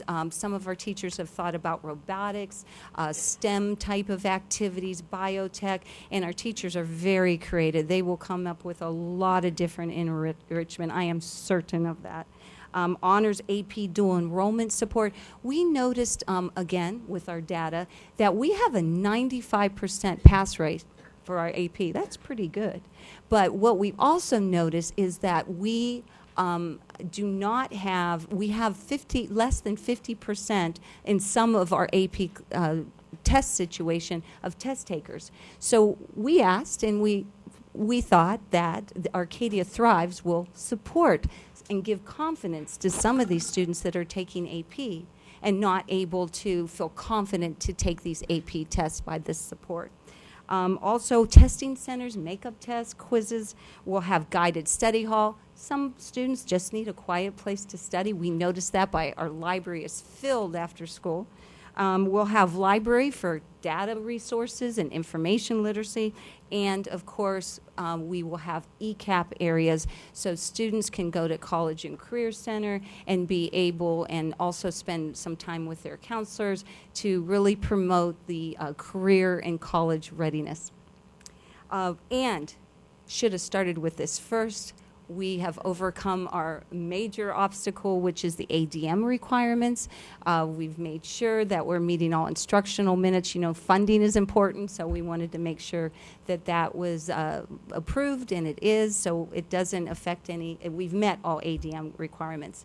Just let's look briefly at the data. We knew that our teachers were on board with this, but we wanted to make sure. So we had an 82% rate from our teachers. We had 82% of complete approval, and we had 13 yes with modifications. Well, what does modifications mean? Some of our teachers wanted it before school instead of after school. Some of them wanted it longer. Well, of course, that would be nice, but we've got to start somewhere.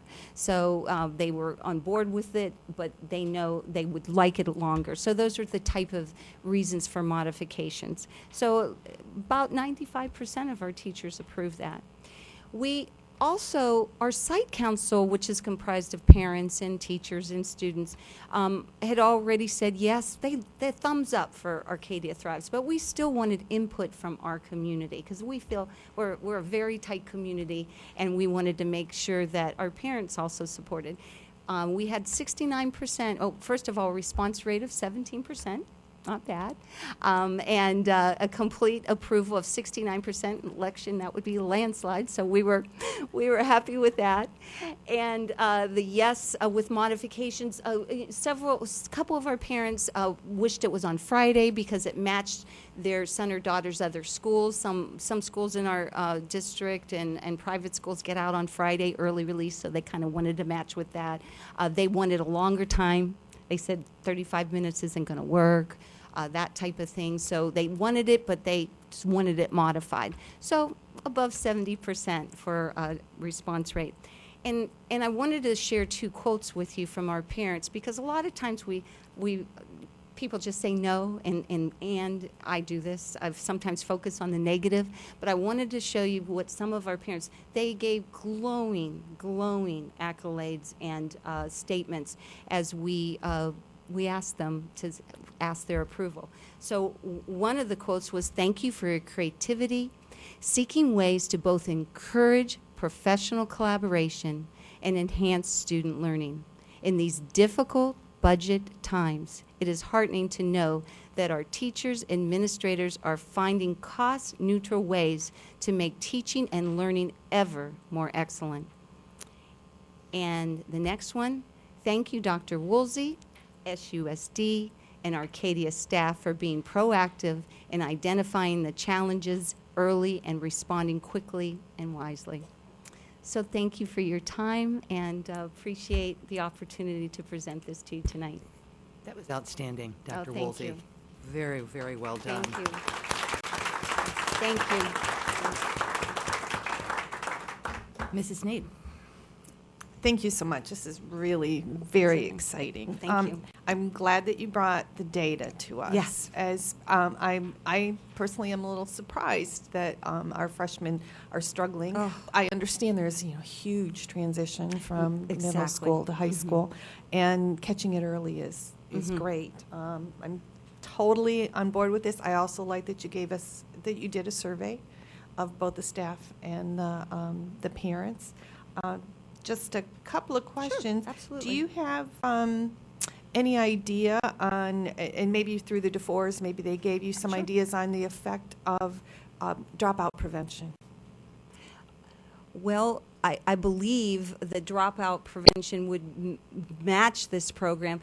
If you refer back to our original data that with the failure rates, the intervention, like I pointed out, for a person that's failing one class as opposed to 4, because if they're probably failing 4, probably Okay. 5 or 6, that those type of things, and we're looking at programs, and I know Coronado's also doing that too. John and I have been dialoguing a lot, that we want to institute like a freshman transition program. We want to look at programs that, like a counselor watch. I recently had the opportunity with Dr. Sackos to visit Cienega High School, and we looked at a freshman program there.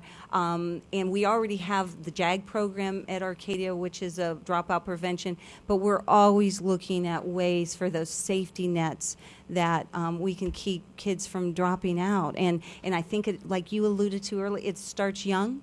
And if we can get those safety nets out when they're freshmen, and especially some of this directed, our research shows that directive, like, hey, buddy, you're going to Thrives, we love you, but you're going to Thrives, is much better than invited, like, just come in when you feel like it. So we're hoping that makes a significant difference.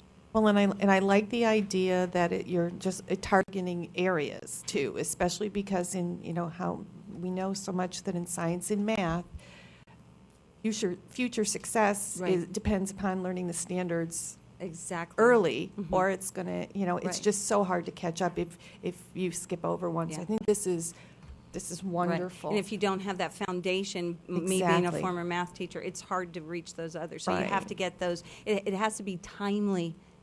To where you're fixing it, and then they can go on. Because then that's where they spiral out of control because they're so lost. And as we know, the science and the math work together. So, if you're struggling in one, it'll probably translate to the other. So I think this is absolutely wonderful. I would be very excited if you could come back next year. I mean, assuming that this is going to pass. If you'd come back next year and we could do a little compare and contrast. Absolutely. And what we have pledged to ourselves and to our community is that we will keep updating you and also our community with data. To we want to. We don't want this a one-time shot. We want this to keep growing and thriving. Oh, sorry, thriving, and that we want to make sure that again we want to get those other grade levels on board too as fast as we can, but we didn't want to do it all at once because we again know we're going to have some hiccups. Right. So this is great. Very well thought out. Thank you. Yeah, thank you. Mr. Brown. Way great. Really excited. So it's every Wednesday. It's every Wednesday except for testing and when the professional development Now, days. Janie's doing just fine everywhere. And she really doesn't want to be enhanced or encouraged. Does she just go home? She can just go home. So there's an incentive there. There is an incentive, and you look at you talk to the DeFores, and that's what works. And also talking to our students, we have an outstanding student on our student body president that has done some research on her own, talking with her friends. You know how valuable that is. And that she said that this is a huge incentive. Students like it. They like all aspects. They can get help when they need it. They can get enrichment when they need it.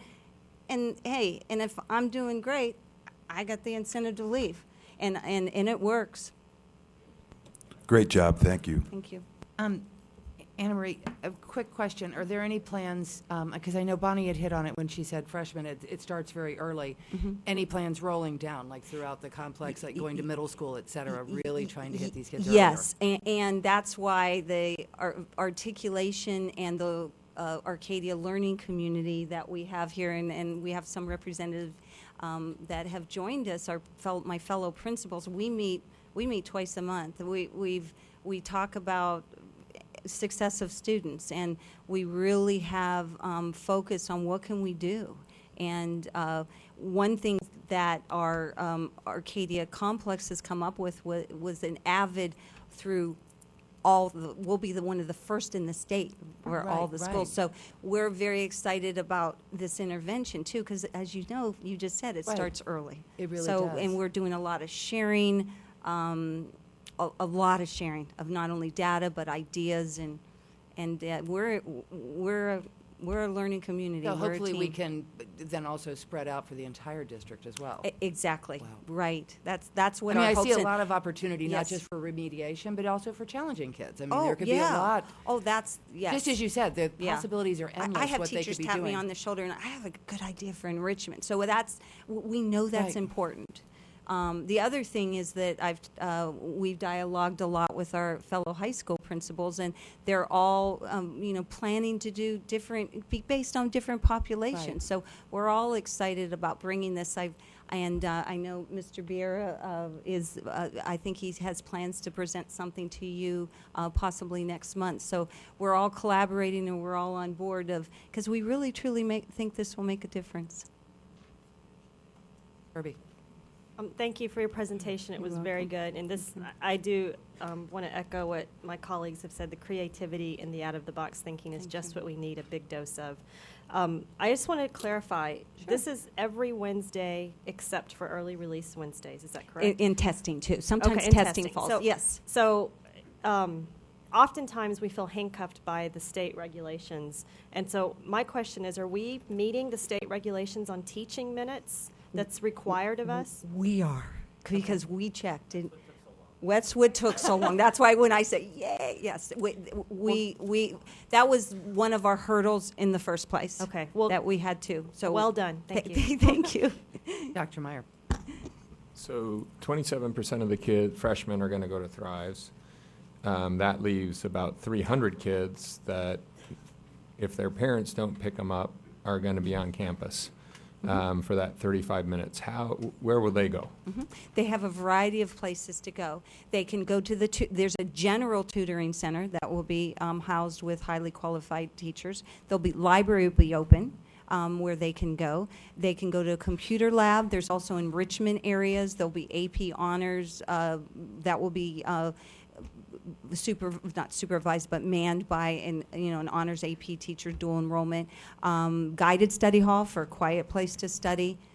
So they all have to go somewhere. Yeah. They can't be milling around, or they can they cannot be milling around. We Okay. found that doesn't work. You talk to a neighboring district, and Right. it doesn't work milling around. Yeah, yes. milling around I is won't bad. name districts. And so you're expecting a significant number of kids, though, to leave campus. Yes. So they'll have to, how will you know a kid has left and or not? I mean, is there a way to tell? We will take attendance in the areas that they go to. So they if have to anybody needs to verify, but Because the day, I'm sorry. Well, I'm just trying sorry to, interrupt. do they stop becoming our student when? Because the school day technically goes till regular release time. Mhm. Well, but if the kids are on campus, so are they going to be officially released 35 minutes early? And everybody then can leave unless they go to one of these things, except for the kids that how do we then say you have to go to Thrives? Well, there'll be several methods. There'll be the teacher that tells them that they need to go, that we will take attendance again in those areas. And if a student that maybe Janie Doe is having a difficult time going to their assigned area, we'll figure out ways to escort that student to the proper area. We kind of figure it out a lot of times. Right. as we Well, go. I'm just- as a student that has a difficult time getting from point A to point B. It's just a liability issue. So I want to know when the kid, because as soon as they are their parents, they have to be their parents. So a bell will ring and school will end. It ends. There'll be, but we won't have buses there for all those kids. Right. That are going to go home at the end of Thrives. So, I mean, just from a legal standpoint, we need to be sure that it's clear, because it's not clear in my mind, because we're keeping buses that are leaving. Go ahead. No, that's why we're having your vote on this. So you are changing the schedule for Wednesday. The day ends unless kids are assigned to or choose to stay. So, but the day ends at whatever the time is. I don't remember the time, but 35 minutes earlier than normal. on every Wednesday. So, and you are correct, we're not running buses earlier. That was part of the information we shared with parents. Mhm. So bus students know. Now the good news for Arcadia is they don't have very many buses. So, but the bus students either find their own way home or stay in a Thrive program. Again, no mingling. But if they choose to leave, just like at the end of the day, if a bus rider chooses not to ride the bus, we have no control over that because we don't have any means of knowing who's on our buses. So we want to fix too, but that costs money.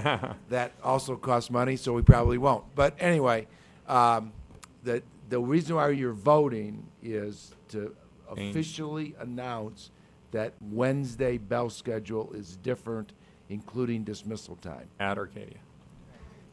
At Arcadia. And then, so staffing-wise, are there also a group of teachers that won't be in a tutoring situation or supervisory situation that will then be working together outside or in their classrooms as a... Correct. So a quarter of the teachers on each of the day based on subject or based on grade? How's that going to work? We have a system of the rotating teachers, the four, and embedded in each of the groups will be, because we know that this is the largest area of intervention, is language arts, math, and science. When we originally did this, we said, okay, let's all math in here, all English in the second group, all science, and we know that wasn't going to work because that wouldn't be highly qualified in this intervention and enrichment areas. So the teachers will, one day out of the month, they will be assigned to these different areas, and that will be on their preference. Of course, we're going to work with our teachers. We have amazing teachers, and I know we can work this out. And then the other day, then you're right, when Arcadia Thrives is in action and is current, the other three rotating groups will all be in their collaborative teams. This way they can even collaborate with they have hard, if they're teaching 2 or 3 subject areas, they may be able to even collaborate more than they have in the past. And then on your chart, you go from freshmen to seniors. How are dropouts taken into account? So the kids that are failing more than 4 classes by the time they're a senior may realize they're never going to graduate and drop out. So the question, well, no, they do that now. So it would be good to just track comparatively how this program affects the dropout rate, like Bonnie had suggested. Right. Thank you. Herbie. Thank you. So, how long has the program been operational? It's not. We've been working on this over over a year. It is not operational because we need your support to be able to change the So bell when we schedule. do vote on it, Dr. Catalani, will we vote on it as a temporary change or as a permanent change? You'll vote on it to change it for next school year. But on a permanent ongoing, but... For all of next school year, yes. Oh, for 1 year, though? Yes. Okay, thank you. Okay. Any more questions? Oh, Mrs. Snead. I just have one more. Will there be opportunities for, like, if a certain class has group work, that the kids will be able to work as, maybe take that specific time and work together? I'm so glad you mentioned that because that spurs my memory to Dr. Forlis, who met with the Student Advisory Board, and she actually was able to share this with the Student Advisory Board, and that's one of the things that came out, that they celebrated a plan like this because they have such a hard time finding time when they're all together. So they were excited about this plan, and we'll have areas, whether if they need to work on a group that they need data resources, they'll go to the library. If they just need a guided study hall, which I call guided study hall, is not just everybody's free and having fun, that you're actually doing some work in there, so there'd be opportunities for that. I hope, too, that we might be able to offer the students some counseling, maybe some assistance in writing their essays to college. And, I can see where this could be creatively used to help students in many ways. And thank you for that. And speaking with our college and career counselor and also our counselors, they're excited about that opportunity for the ECAP and to also do a lot of things with career and college. And Anne-Marie, you'll update us at a midpoint next year? Oh, absolutely. All right. Ongoing, updated. Perfect. Can this come back on the consent, or do we want more? Is there anything outstanding for this? I'm fine if it comes back on consent. Okay. Mrs. Snead, did you have a question? Okay. Are you okay? All right. Thank you so much. Thank you. Appreciate it. Thanks. Okay. Update on the budget process. Dr. Peterson.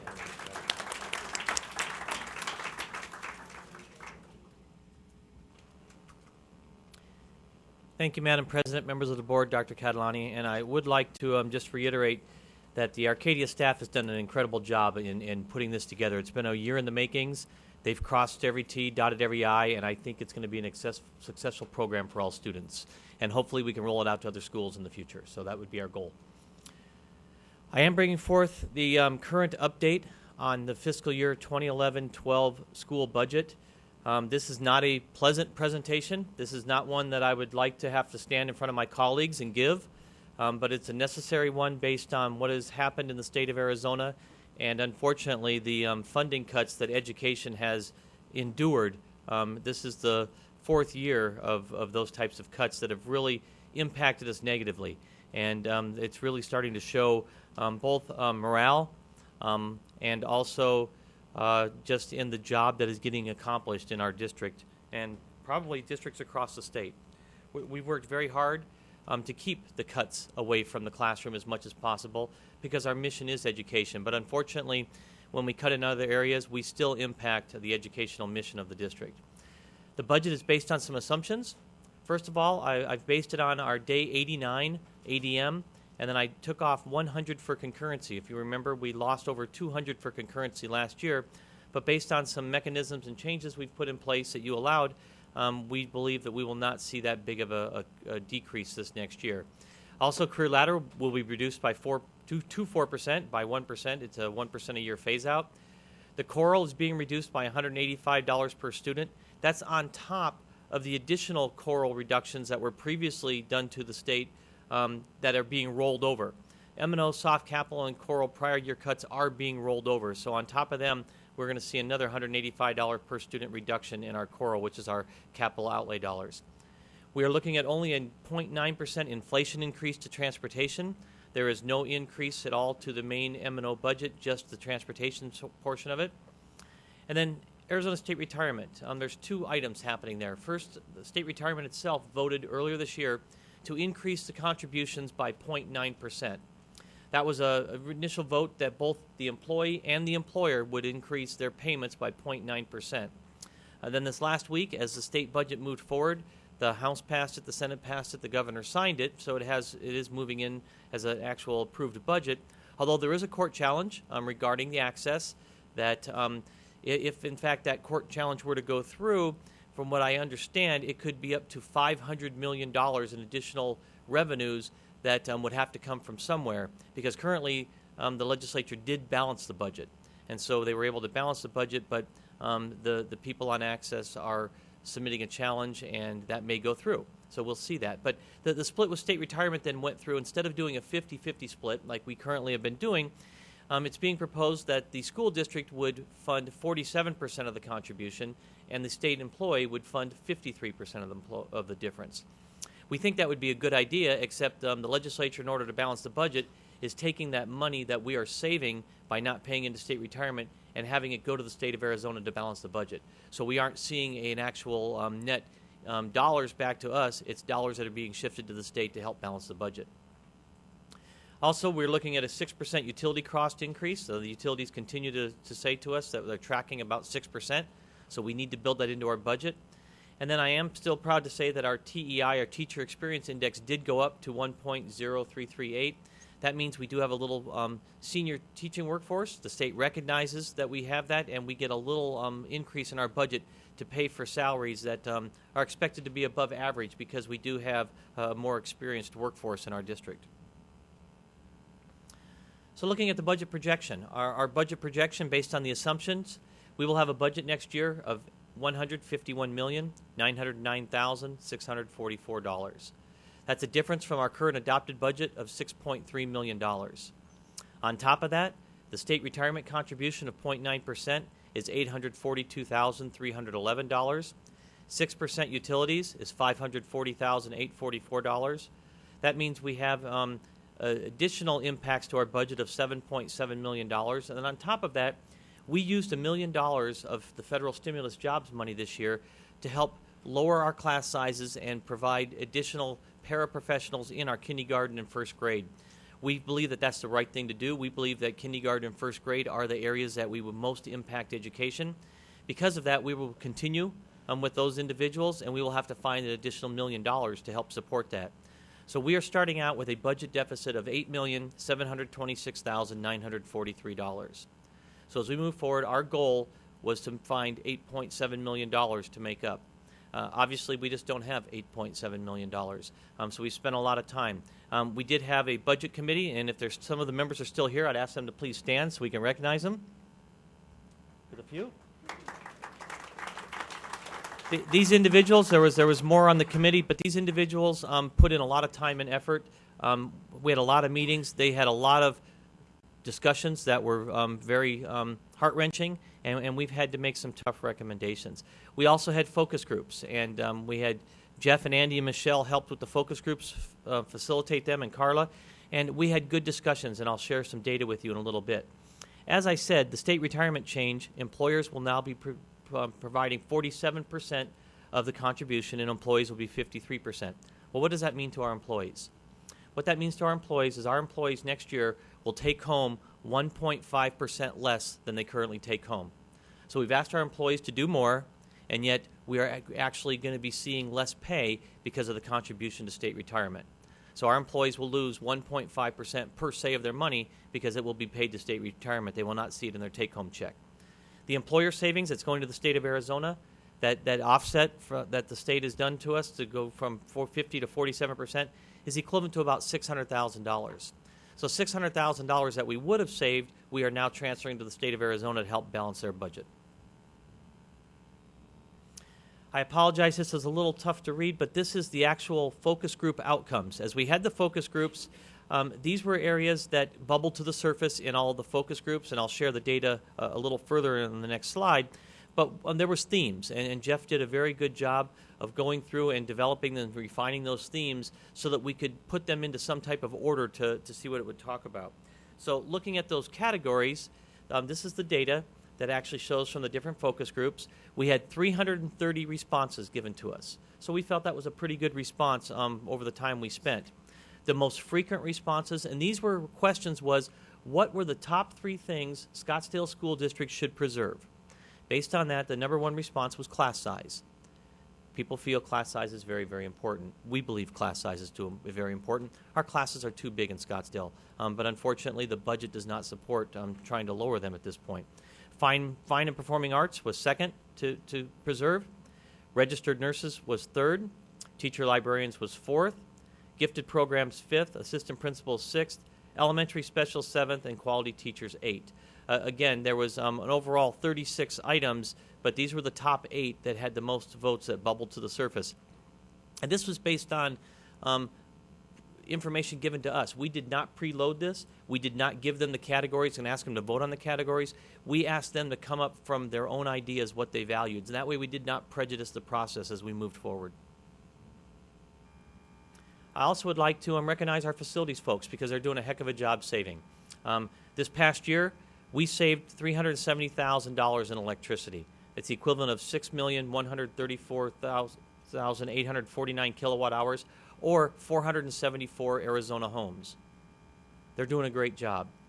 We're doing everything we can in the facilities arena, and it is tough when sometimes we look to the facilities area as the one who takes some of the brunt of some of our reductions, because we all are truly a family. We all contribute. We all are doing a great job to make a difference in the lives of children, and I think we do an outstanding job of that. But I wanted to recognize our facilities folks for the work they're doing in that arena. The Budget Committee and the Superintendent recommendations. Again, these are tough recommendations to have to move forward on, but unfortunately, we do have to balance a budget. At the end of the day, the state of Arizona says that we have to balance a budget. We have to make up $8.7 million. The first one, career ladder, we know that career ladder was automatically reduced by 1%. That's $1,004,667. Unemployment insurance savings. We budgeted for unemployment based on the RIFs that we had 2 years ago. I budgeted $700,000. We've used $200,000 of that. So I have $500,000 that I can put towards balancing the budget for next year. The only caveat there is that is one-time money.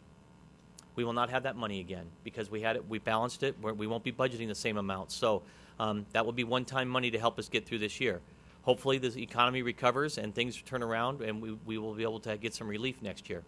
The next item, federal education jobs money. Out of the $5 million that we received, we have $287,000 left. Again, that's one-time money. We'll be using it in order to balance the budget. Because we are down a little over 300 ADM in students, we are looking to reduce our teacher classroom certified teachers by 24 FTE. That's because of the reduction in students in ADM. That's equivalent to $1.8 million. I think what's important, though, is right now, Human Resources, Dr. Thomas indicates that we have approximately 100 positions through retirements, attrition, people that are separating. So of these 24, they will be easily absorbed by the 100 separations and retirements that we'll have. So that way we can maintain the jobs of our current workforce in the classroom. Transfer to energy savings funds. We are saving energy. These funds we have to transfer over to the energy savings fund to pay for the performance contracting portions that we're doing. So it comes off of the M&O budget. Moving health benefits to the health savings account. Our insurance committee endorsed going to a health savings account. Our employee groups through Meet and Confer discussed it and concurred that we need to do this. We're trying to maintain base pay. We are in the middle now of open enrollment for our next year's health benefits, and health savings account will be our base core coverage for the district. By moving to health savings accounts, we will save $1 million, and we can apply that to the budget. You heard earlier this evening, and you approved the Ed Center realignment.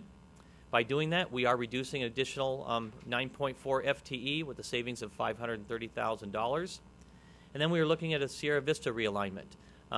We are looking at operating a little differently, a little more efficiently.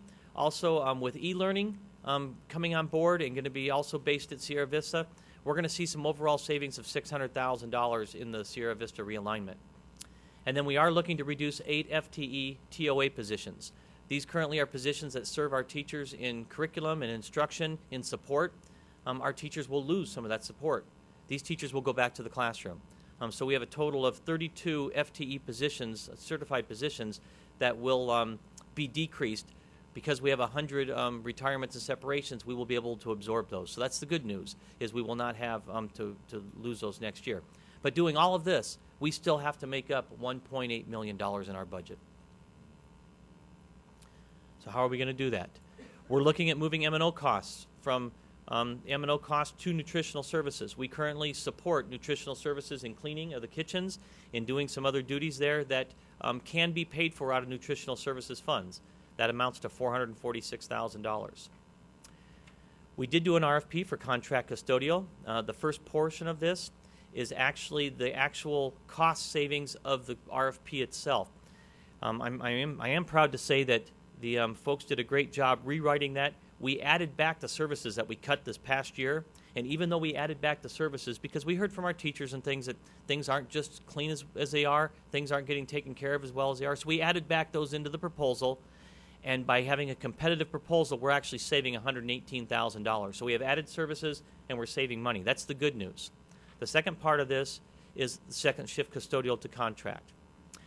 We asked the price of what it would be to have our second shift custodial. These are the individuals that come in right around 10 o'clock during the day. They work through the lunch and then through the afternoon. This is not the day facilitator position that comes in first thing in the morning to open the schools up.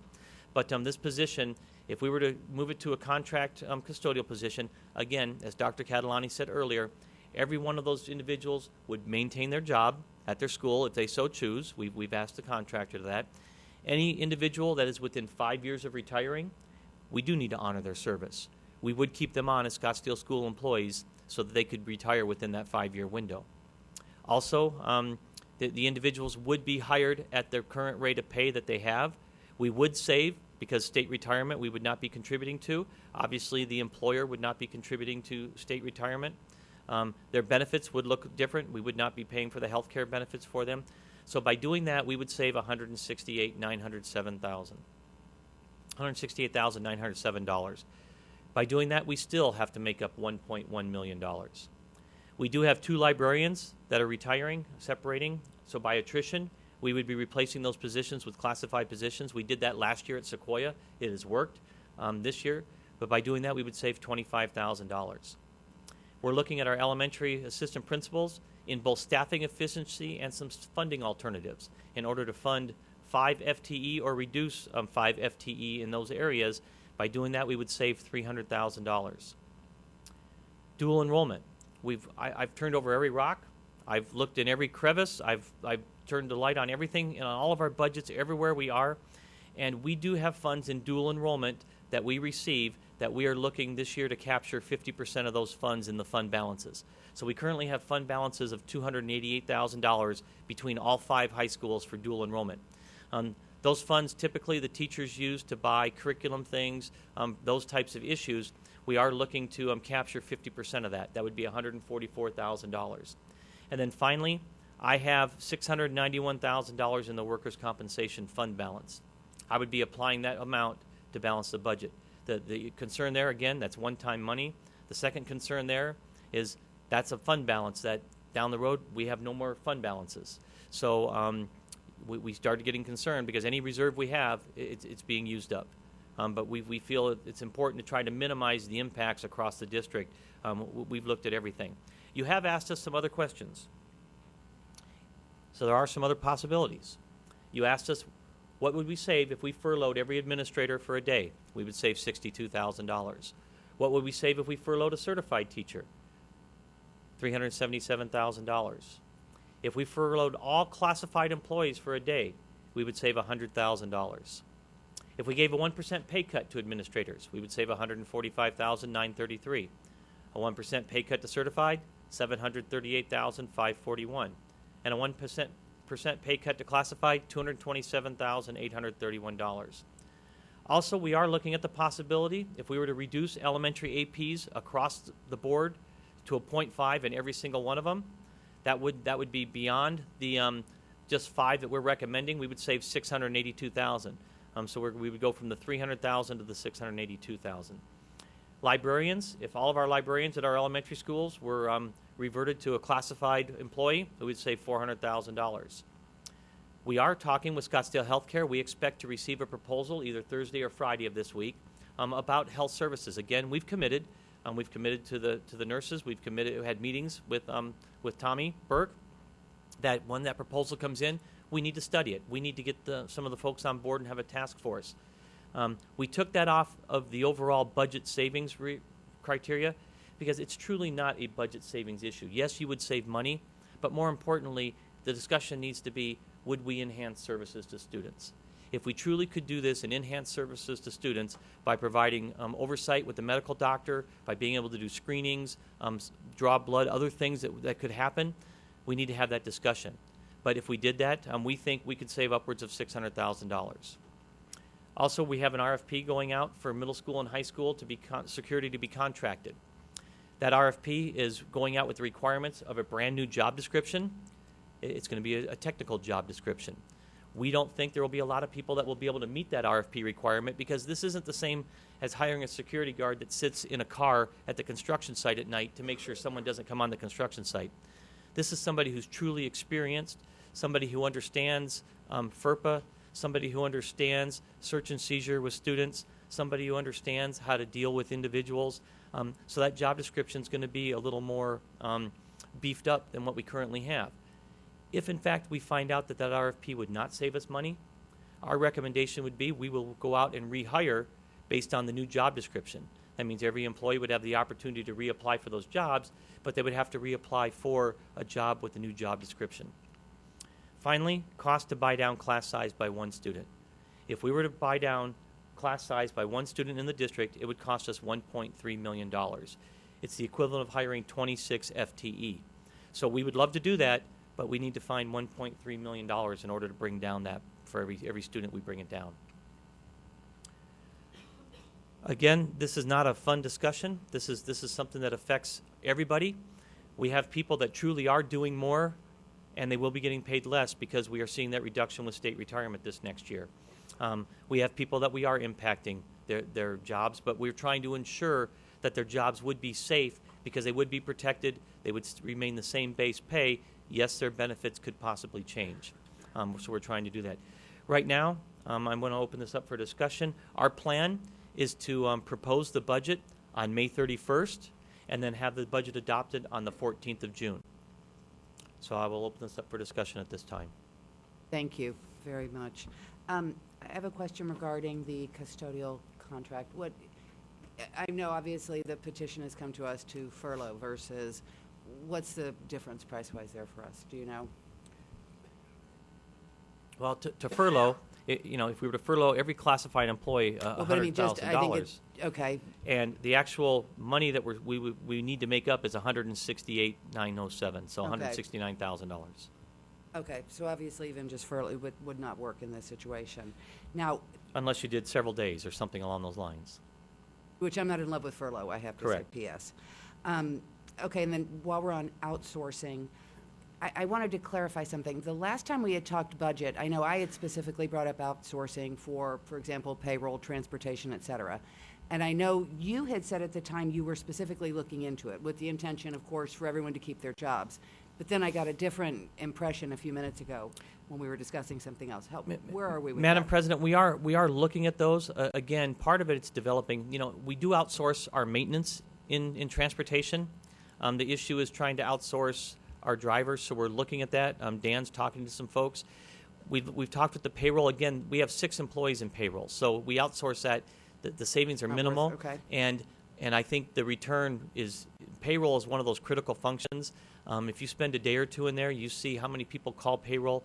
I don't think if we get that same level of service, I doubt we will save money just because of the nature of that payroll function, and it is a small group of people. But we are looking at the transportation. It's a tough one. Trying to make sure that it's done appropriately and you get the right coverage for that. Well, and I don't even know that that's the right answer, by the No. way. I mean, it's... But we want to have an answer to be able to say, here's what people are telling us. Okay. And then our SRO funding, everything stays exactly the same? for Yes, next we've year? we've met with Melissa's done a great job, and James Doerr's done a great job meeting with the chief. And right now they are continuing with that same split, even though the city is having some financial issues of their own. They've agreed to support us at the same level, so instead of increasing, so that's a good thing for us. Outstanding. And then the last question for the elementary AP staffing efficiencies, can you tell us which schools specifically? We don't have the schools figured out right now, Madam Oh, okay. President. What we've heard from some schools, and we're talking to schools to ask them, because we know some schools operate a little bit differently. They don't have the same number of lower socioeconomic students, Title I students, those types of things. Maybe not the same special ed types of students at a higher level or discipline issues. And so we're looking at all that criteria. Jeff has been working with the SAA, the Administrators Association, and they are currently working on criteria as to how we staff an elementary school with an AP. And based on the preliminary discussions, and Jeff, you may want to jump in here, it looks like we would have 5 FTE that we would recoup from that. So people sharing perhaps whatever. If I could, Madam President, it could be a combination of a variety of factors, because what we're trying to do is get out of the view that just because there's a building, it should be staffed exactly the same. Each one of our schools has so many different factors and what's required on the job. So SAA has worked with a committee to make recommendations. We're going to review those recommendations. We will respond to that, but within the next week or so, we'll have a draft guideline for what that looks like. And it may end up being taking part of a principal's position and reclassifying it, for lack of a better term. Assistant principal. I'm sorry, assistant principal, because there may not be technical needs for the job that are per se within the assistant principal position, but there may be related functions. For example, instructional coach types of functions. Some of the schools would love to have counseling type of support, or social work. So we'd have to look at all of that and then basically say, overall, how would we redeploy the staff in a meaningful way to try and provide the right services for each school based upon student need. See that point? That point. So would you see the assistant principal staying on the campus, but say being in the classroom for 2 periods and teaching, or it would be a model like we tried a couple years ago, where the vice principals are driving between schools and trying to work out a schedule between the 2 different principals? Madam President, Dr. Meyer, it actually could be a combination of both depending upon what we end up with at the end of the day. We could have a situation where some of the schools actually, by student need, don't need a full-time AP based upon the model, or it could be that person could be essentially in a split assignment, so half-time AP duties or half-time other types of duties. No, just wait, you don't do it. Okay. Ms. Kirby. Thank you, and again, very nice presentation as always. Thank you, Dr. Peterson. I have 2 questions. The first one is with respect to transportation. I know we discussed this in Budget Committee. A few years ago, we looked at eliminating bus service within a certain radius around the campuses, and I know that was met with some community opposition, but it didn't bubble up to the top 8 in the forums that were held in the complexes. And so I'm wondering if that's something we're still looking at and just haven't quantified it yet, or if it's something we've just said, no, we're not going to go there this year. Thank you, Madam President, Board Member Kirby. That's something we're doing automatically. Dan Shear is currently working with the staff that the elementary schools, it will be the mile radius, which is what the state reimburses, and at the secondary schools, it'll be a 1.5 miles. We've had a couple people call us on it, but we are going to hold firm to that because we need to do that. So is that going to reflect a savings that's not? I don't have that figured out yet. It's going to be, it's probably not going to be a whole lot of savings just because fuel costs that are going up and the route miles themselves, how we're funded. It's not going to be a whole lot, but we're working to quantify that. Okay. I have a quick to that point. Dr. Peterson, I know a year ago we had specifically asked, but it was too late in the year, for the transportation to choice schools to be looked at and stopped. Where are we with that? Because I remember a year ago, it was around the time of the time change, and I know Dr. Catalani had said, no, it's too late in the year, we're not doing anything for next year. Madam President, we have not at this point looked to do that. We can do that. If the board gives us that direction, we'll be more than happy to come back with a recommendation on that. If everyone else is, I think we should at least look at the cost savings of doing that, of busing to choice schools. Okay. Go ahead, Mrs. Kirby. I'm sorry. Okay, and then my second question is not a transportation question. I think I've been fairly open that looking for ways to decrease our class sizes is very important and paramount to me personally. And I see that sort of addressed 3 times in your presentation, but the numbers aren't really tracking for me, so I'm looking for an explanation. The first one is on page 68, where you it's the M&O budget projection where you said you were targeting kindergarten and first grade class size at a cost of $1 million. So I'm looking as what does that entail, and then contrast that with page 69 where it says that to reduce by 24 FTE due to ADM decrease, that's a $1.9 million price tag. Contrast that to page 71 where 26 FTE is equivalent to $1.3 million. Does that question make sense? So it's just yes. Okay. First, on the kindergarten M&O, that number is based on hiring teachers and classified. So it's a combination of both. And that number was computed by Chris Hewlett, Dr. Hewlett, and Human Resources as they determined what the needs were to bring down the kindergarten by 1 in each of those. Or, I'm sorry, 2. We brought down 2 in kindergarten. For kindergarten and first. Okay. Kindergarten and first grade. That was by 2. Correct. The 24 FTE, again, was computed based on Dr. Hewlett, bless you, Dr. Hewlett looking at that. The number there is a little bit tougher in the sense of it's looking at a couple things. One, some high school teachers versus across the board, because we're seeing some numbers, how they're tracking. So some of them have a little bit of higher pay. Some of them are with some senior teachers that are leaving that aren't doing in. The actual 1.3 million for 26 for a grade level, that's an average using an entry level teacher, because if we were to do that, we would be hiring brand new entry level teachers for that. Okay, so to that point, I get that then. So the 24 FTE is very specific and targeted due to ADM, and the 26 is more of an average. But if we're addressing K1 and decreasing class sizes by 2, which I think is wonderful, at a cost of $1 million, what then, instead of just saying that addressing all grades on average is 1.3, what if we just did grades 3, 4, 5, and 6? I mean, rather than do it in one chunk overnight, what if we bit this off in smaller pieces? Madam President, Board Member Kirby, we could look at that. We could determine based on individual grade levels what it would take. It's a little hard to do that in super efficiently right now, only because our numbers are somewhat soft of rolling the kids up for next year.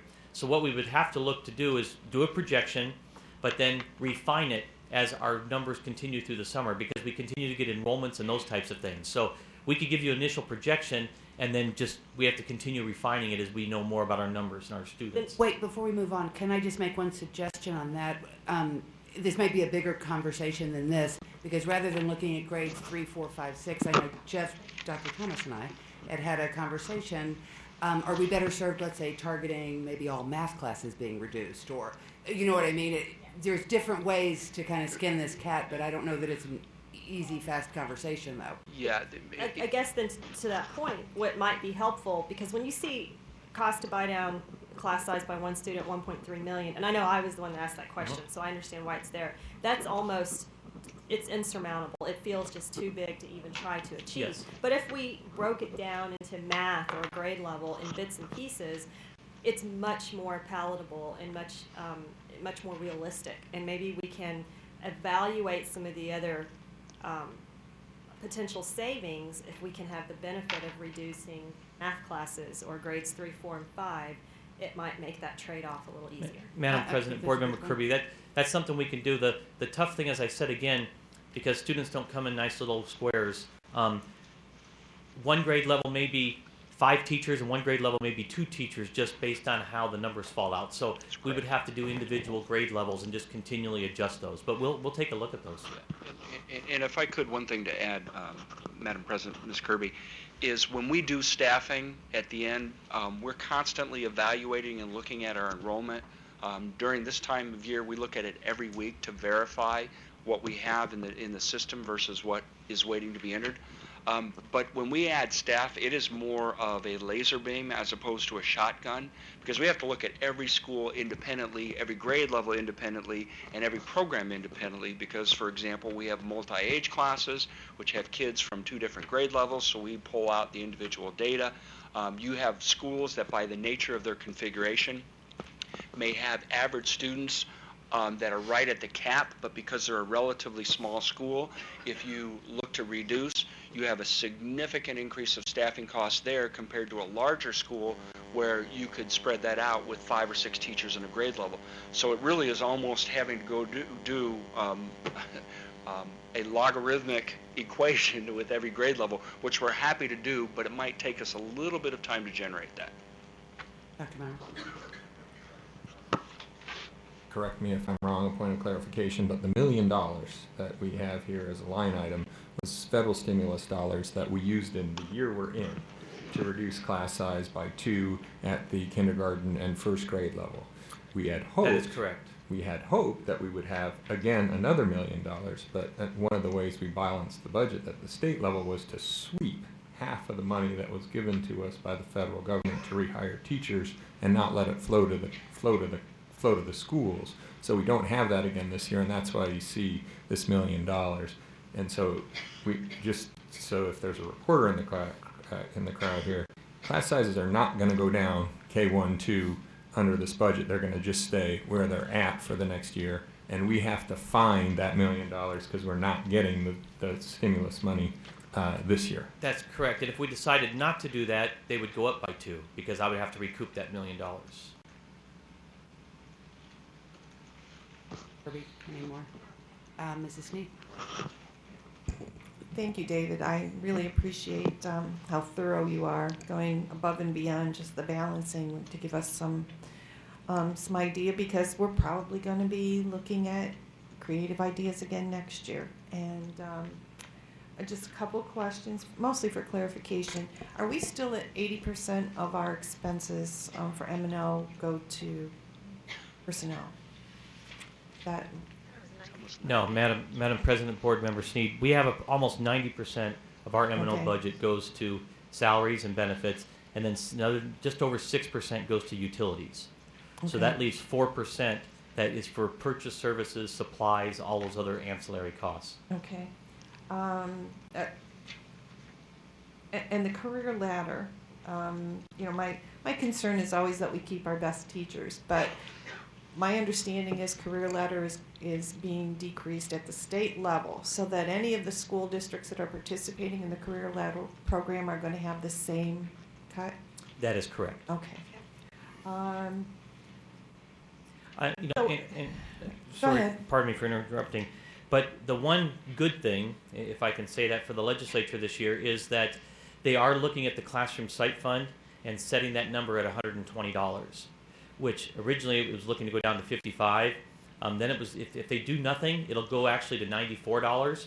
But if they maintain it at $120, that means our teachers will maintain what they got this year of $120, so they would not go backwards in the classroom site fund. So that's a huge thing. We think that'll happen.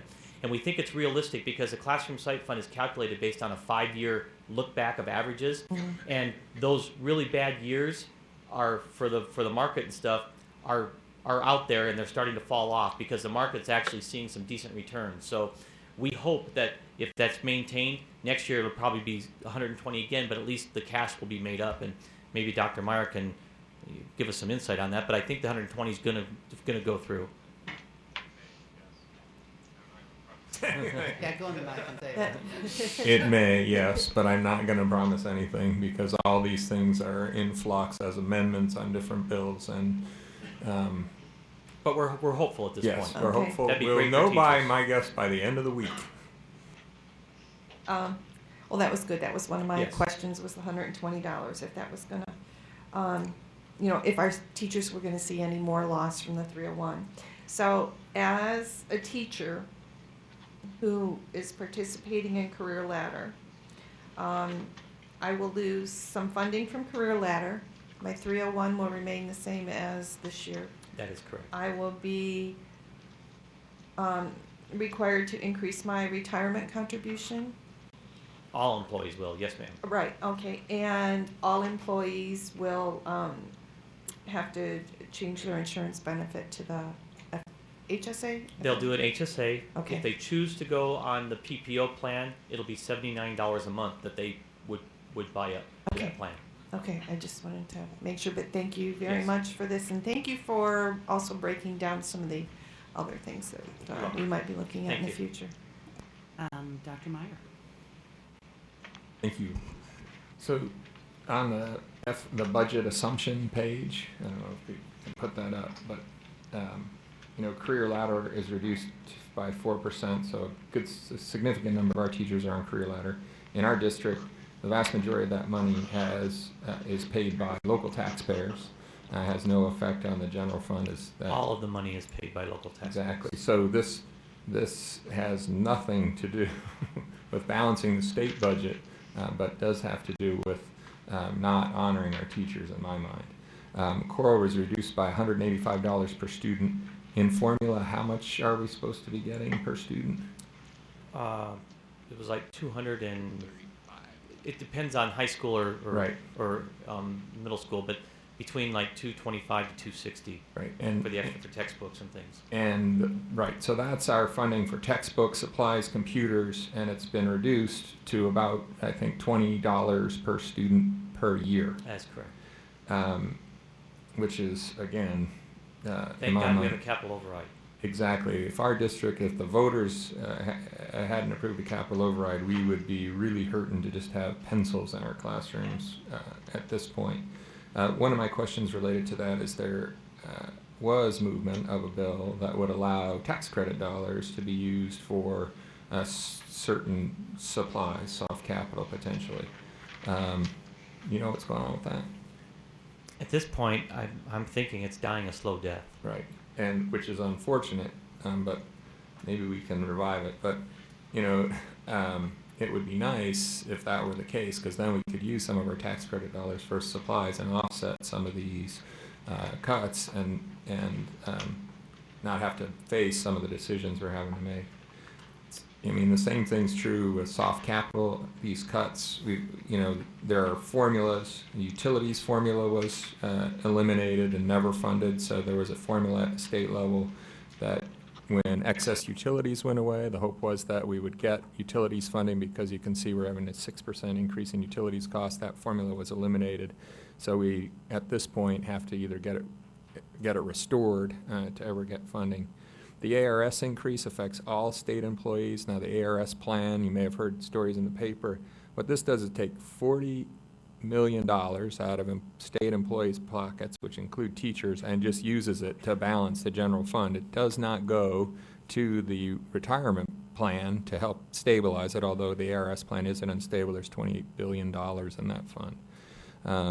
And, you know, we had other choices that people weren't willing to make. So we took, for instance, the $40 million away, but we increased tax credits to private schools at the same time. So in my mind, that's unacceptable. I did have some questions. I'll stop commenting. I know. When we were talking about the librarians going to library aides, on some campuses now, librarians are a planning period for other teachers. So what's going to happen in that case? Are those library aides going to be able to act as teacher positions? Madam President, Board Member Meyer, because those librarians are not the teacher of record, they do not give the grades to those students, a classified person can be there providing support and those types of things for them, because the classroom teacher is truly the teacher of record, so we are able to do that. Other districts do it now. And so now when the kids go as one of their extracurriculars to the library, they're going to be getting instructional time from an aide? If we were to go that route, we don't have that on the list right now to do it. It's an additional item. If we were going to try to buy down class size in some area, that would be a recommendation to go that route in order to free up some funds. But right now, we are not recommending you do that. The Sierra Vista realignment, what does that entail? Jeff, you want to talk about that? You went through that pretty heavy with Chris. If I could, Madam President, Dr. Meyer, it essentially is a reduction of roughly half of the current Sierra Vista staff in some form or another, and then retooling several positions to be a combination of e-learning and then traditional learning to make sure that we continue to service the students that are already there. But when it's over and done with, the Sierra Vista staff that are currently allocated will be approximately 50% less than the current staff, and that includes a variety of funds. It includes title funds, DSEG funds, and then we're going to be looking at, over the next year, as the program grows, how that's going to be connected to e-learning. So we're really trying to do a trading of staff as opposed to a cut of staff. So any of the e-learning positions that would be out there in the buildings would be taken from current staff. So we're trying to do two things: redo the model at Sierra Vista, but still provide additional support for the e-learning program. And I think if you go back to the presentation that Tom Clark did, that's the other connection to that staffing. But it does include significant reduction of positions that we will no longer need at Sierra Vista.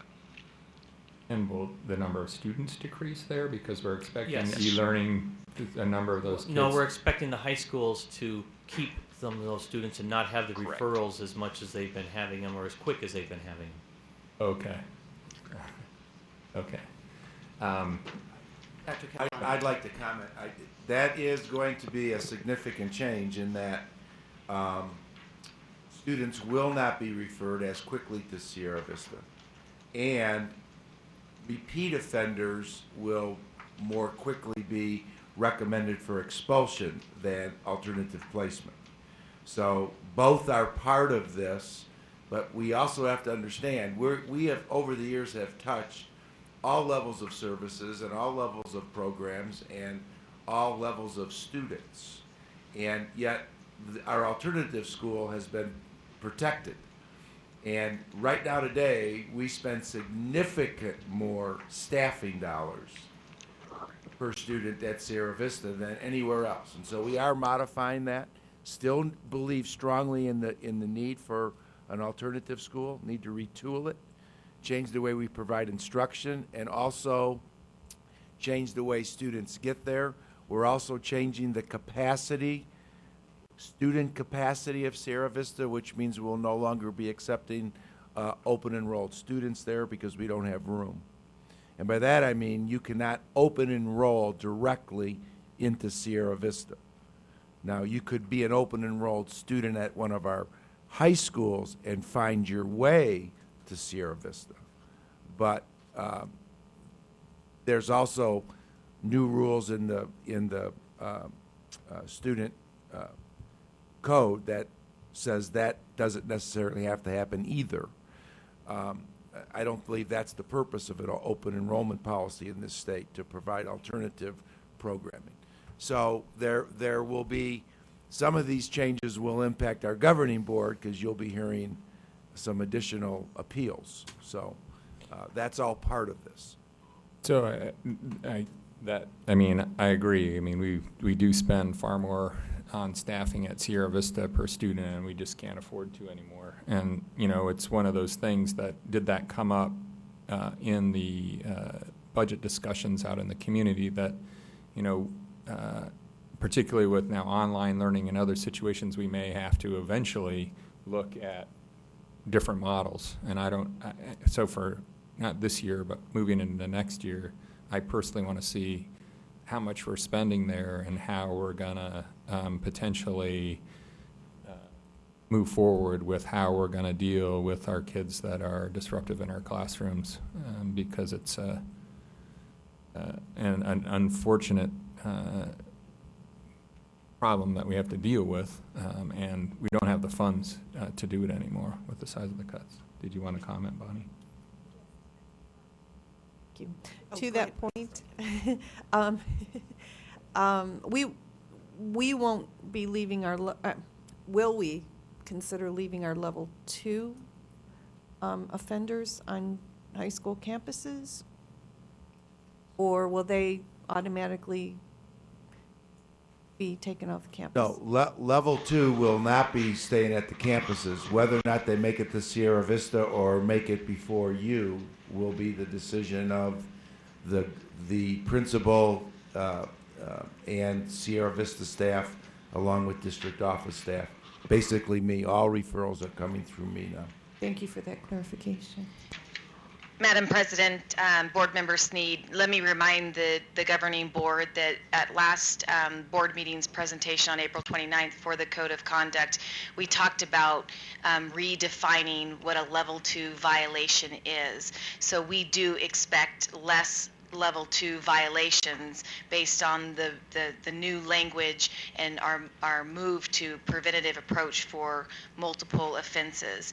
Naturally, our practice now is to refer our level 2 students, those that we go and refer to a formal disciplinary hearing, are those that are our distributors for drug and alcohol who impact the safety and lives of other students, and to those students who fall within the weapons category and within the threat category. So again, I think that retooling the language for level 2 and putting in more prevention services on the front end and those incentives for drug and alcohol counseling will hopefully decrease those that fall within that level 2 category. But we will be taking those defined to an expulsion process.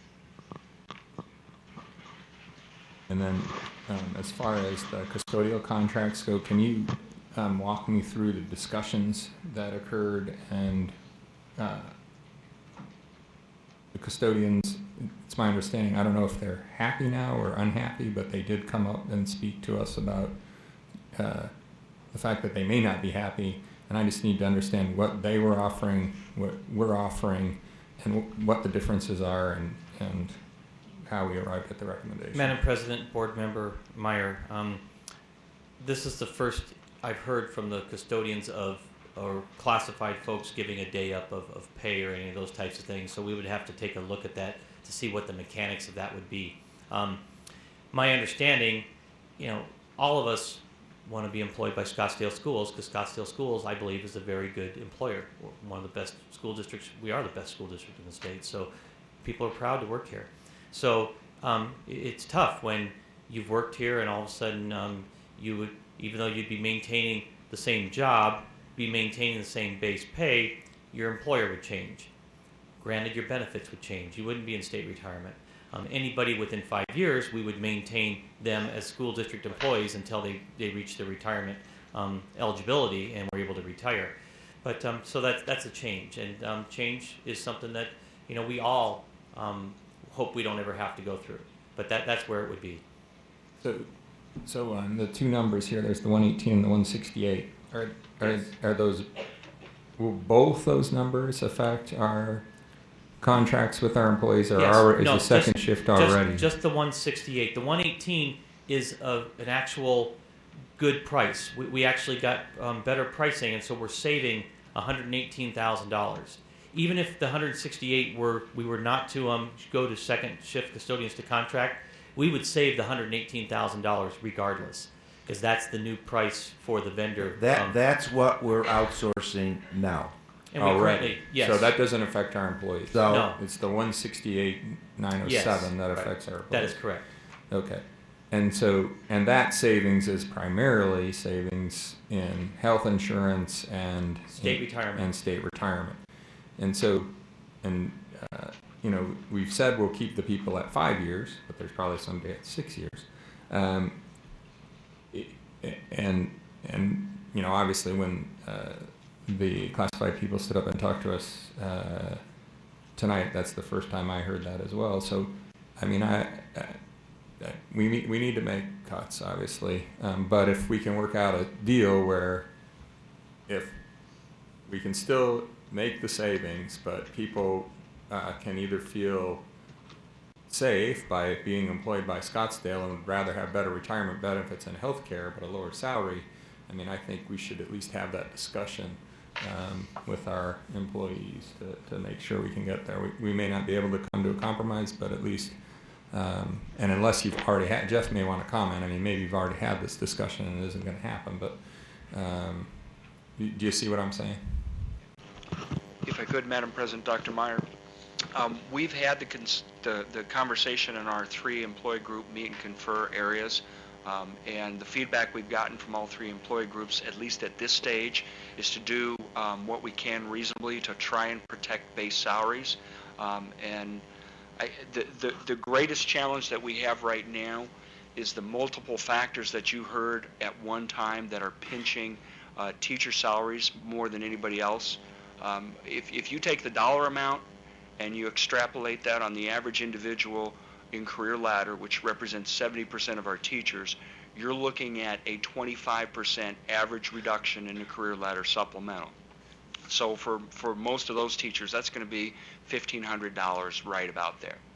You add to that the 1.5% decrease in the take-home pay with retirement, and again, that goes from $600 to $1,200 or $1,300 per teacher, depending upon where the scale is.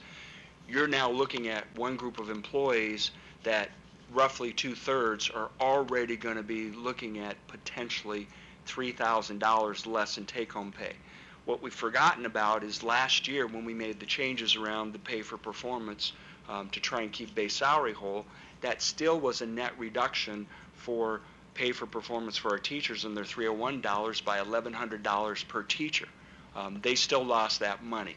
So when we take that and then we look at all 3 employee groups and we look at the potential of the loss of income, we disproportionately could be in one group of employees looking at 4 to 5% based upon those other factors, where that could touch classified and administrators at a much lower level.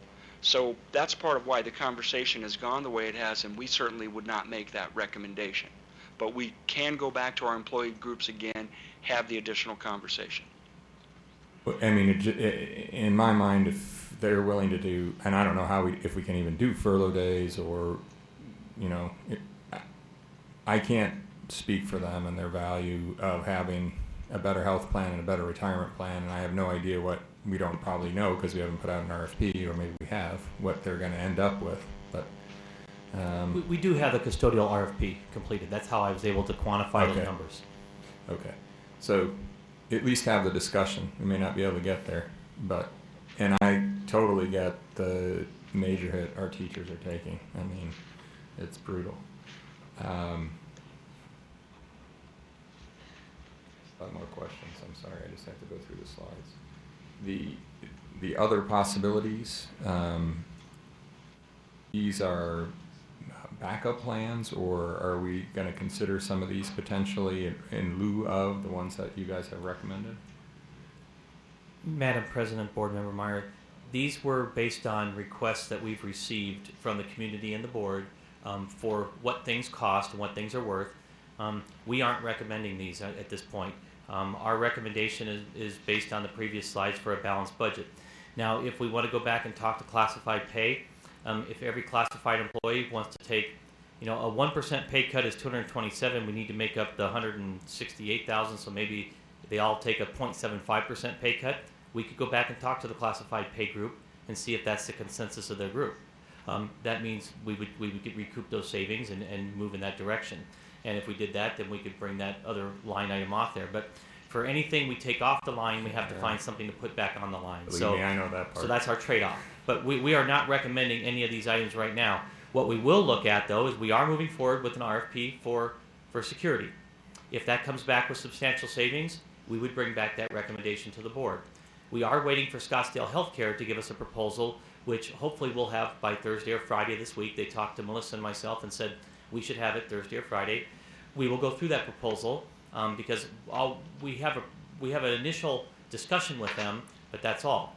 Based on that, I think we need to move forward with a task force with the nurses and say here's some items. The discussion shouldn't be focused solely on dollar saving with the nurses. I think it needs to be on can we provide more services for our students. If we can, then the bonus is we would save some dollars. And I agree that we need to look at everything. And you briefly at the beginning talked about, we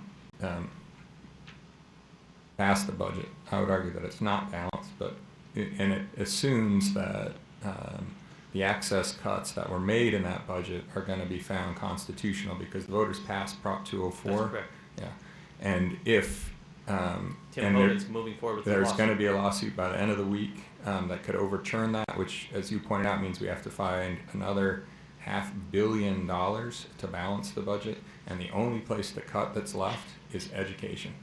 And if that happens, and we've talked about this before, for every $100 million that gets cut at the state level, Scottsdale needs to cut about $3 million. So hoping that won't happen, hoping we can find another solution to our access challenge. But I mean, I don't want to do any of these other things, and hopefully we won't get there, but we need to be aware that we may all be back here discussing that. The last thing that we talked about that I didn't see on here is increasing fees so that we can recoup more tax credit dollars. We need to make sure that every family can give $400 and get that money back at tax time. So I'd really like to look at adjusting our fees to ensure that families that can't pay more than $400 don't pay, but those that can hit that $400 limit, and we push that so that we can offset some of those extracurricular, because we're not, at least unless something's happened since last year, we're not fully covering the cost of our extracurriculars, at least at our high school level. You are correct. At the elementary level, we are, but the other thing is, can we be creative with those dollars in other ways so that we can offset other costs? To fully fund our, Madam President, Board Member Meyer, to fully fund our extracurricular athletics, which is our largest extracurricular program, right now it's $150 a sport. It would need to go to $400 a sport to fully cover it. That's probably pretty cost prohibitive. We have looked at fees. We've looked at adding an additional dollar on all of the credit card processing. We would raise $8,000 by doing that.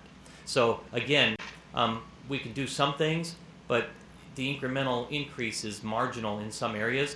We are going to do some of it because we think it's good to do a little bit of those things. The athletic fee one is one that I think we're gonna need some guidance on, because that would be a large jump to try to go. Well, I guess what I would need to know, and other people can definitely comment, is, we have, it's at 150.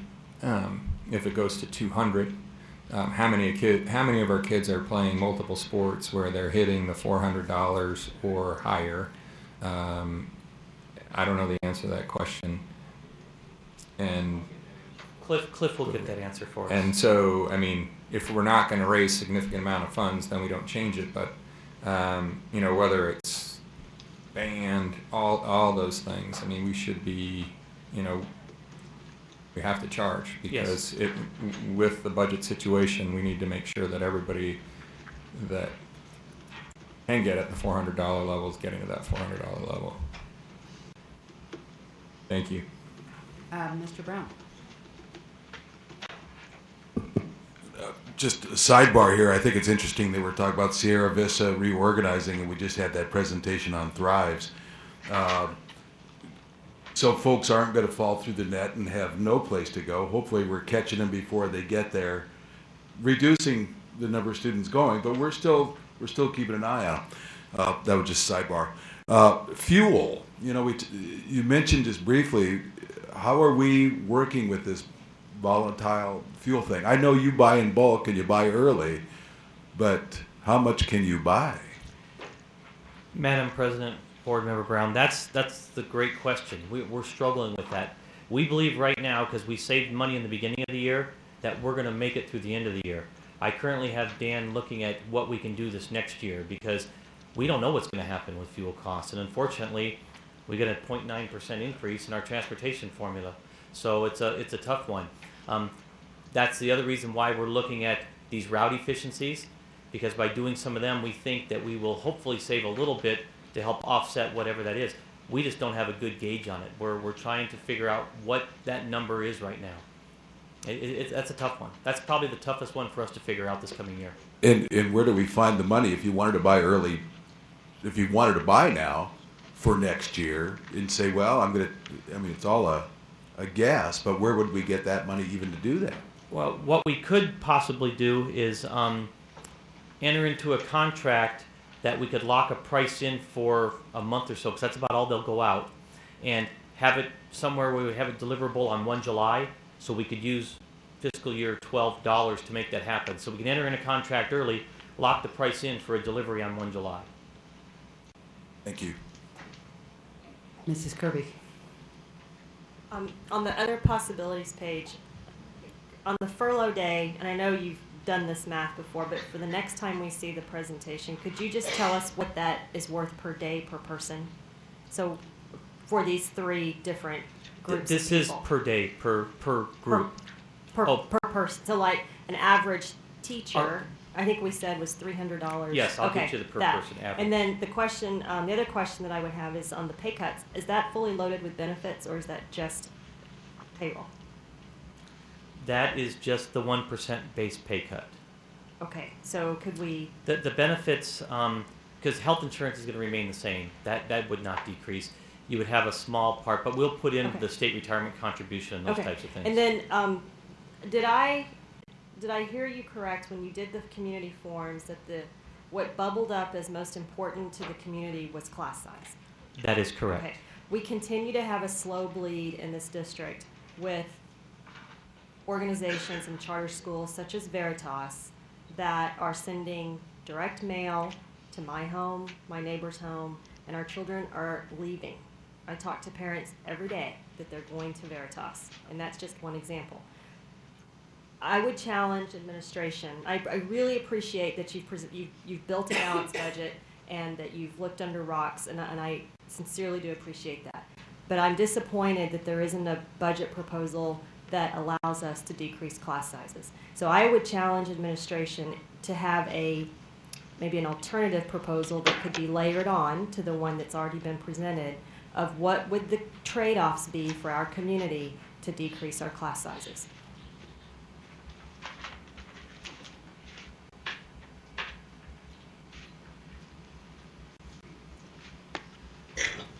I just wanted a little clarification too with with the contract for the custodians for outsourcing. If we would look at a furlough type of a situation and it would make us okay for this year, would the contracts, employee contracts, then be issued for a 1-year period because we might be looking at this again next year? Or if we decide to accept a furlough, would we be accepting it for 3 years?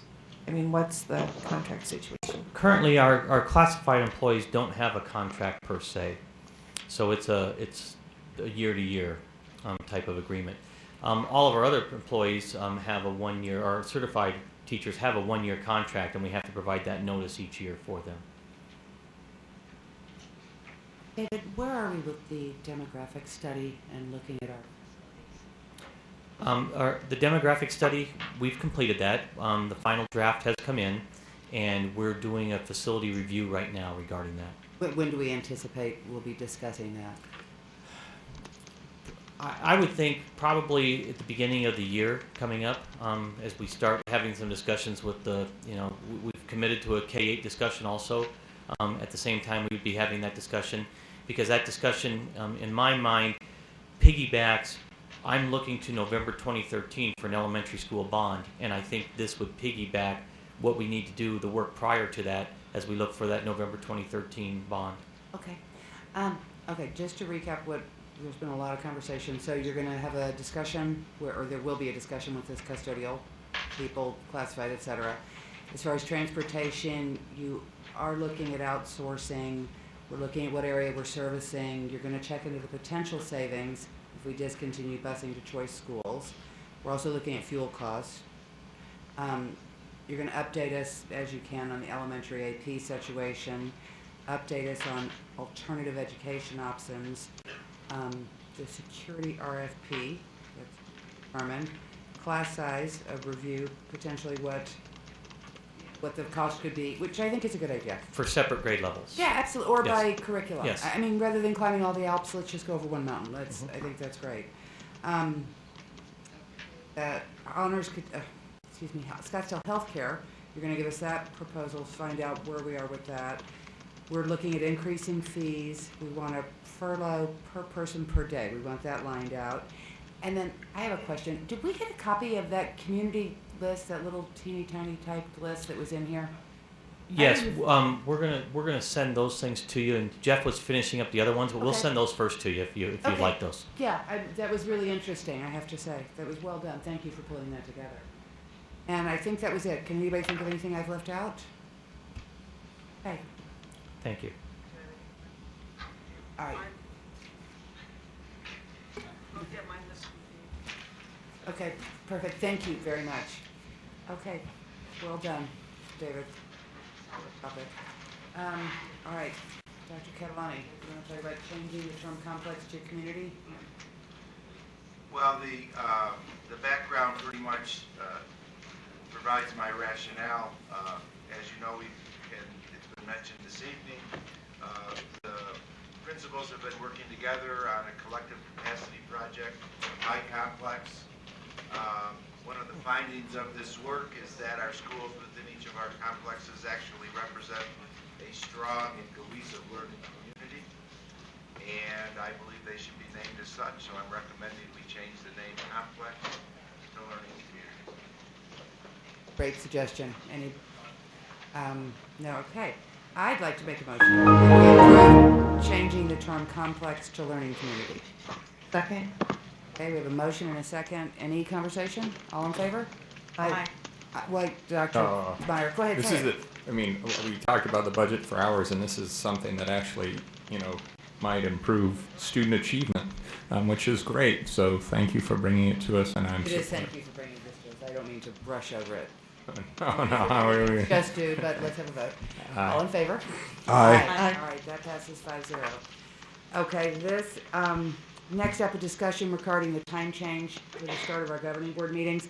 I'm bringing this forward. I know every so often we discuss what time our meetings should start. I'm thinking more really in terms of the staff, because the later we start, and obviously the later we talk, the longer their day, and no matter what, they still have to be back, the principals on their campuses, these people here. Do we want to adjust the time of our meeting? turn it back to 5 or 4:30 or, I don't know. Well, the good news with, I just want to throw in a couple of things. With the video stream, really the world is flat here. Everybody can see what we're doing. We certainly could work around public comments if we need be. So it's not, we're not really tied to any time frame any longer. Okay, Mrs. Kirby, I know you wanted to speak. It's the rest of it's done well, you know. Oh, all right. Anybody have a time that they want to? Send it to Sandra too. 5 o'clock is fine with me. Or do we want to go earlier at all? Or later? I mean, I don't want to just load the deck here. She gets Dr. Yeah, Meyer. let's do it at 6 a.m. Yeah. Well, we have to do it at least after schools get out and Oh, yeah, absolutely. teachers and parents can get here. I have a challenge during session in getting, like today, I mean, I just drove right here when I was done. So I may have to miss part of the meetings, which is fine, because there won't be that many of them if we start earlier.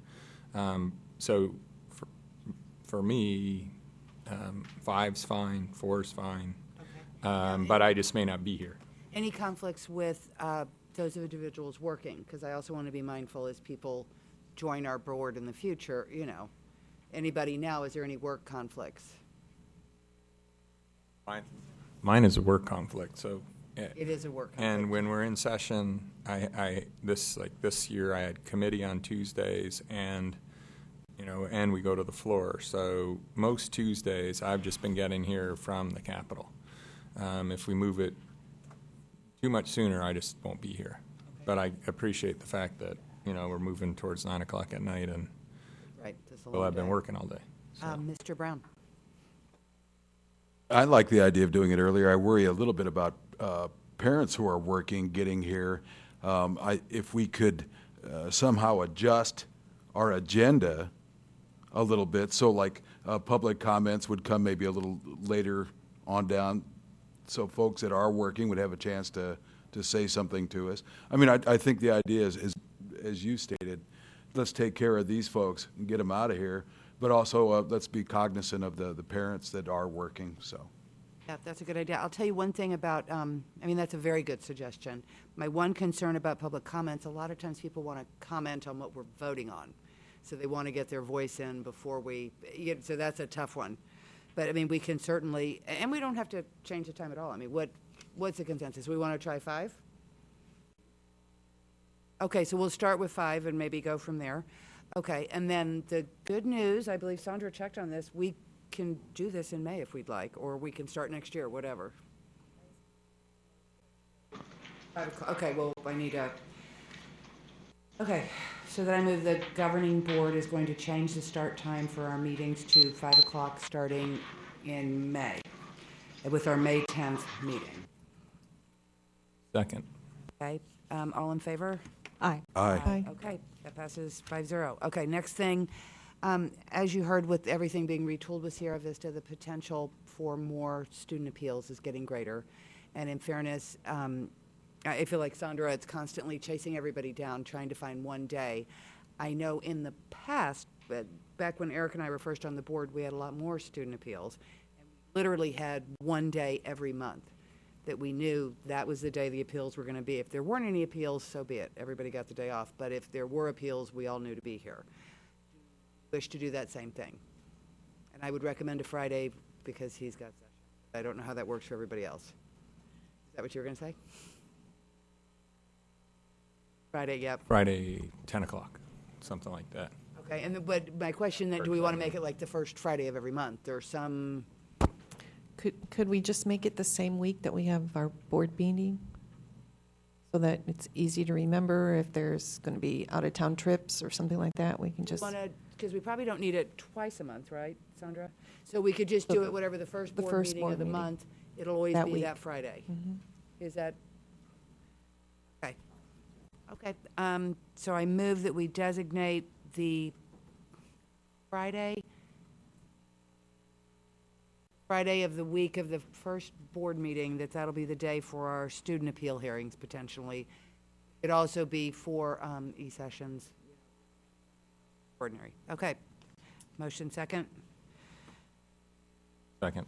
Okay, all in favor? Aye. Aye. All right. Any requests for any future action? Yes. Yeah, please, Dr. Meyer. This stipend discussion. Oh, in general for everyone? Yeah, that's a good idea. Yep, absolutely. Thank you for gotten 5 hours ago what we had discussed. Any other future action? Okay, any governing board reports? I just wanted to encourage the governing board members, if you didn't get an email from ASBA and ASBO, to let me know, and I'll forward the one that I got. There's a teleconference at 3 o'clock on April 28th to discuss implications and legislative updates and that sort of thing. So you can do it from the comfort of your home. Okay, and then has everyone RSVP'd to Charos and Scottsdale Honors Its Own and whatever else?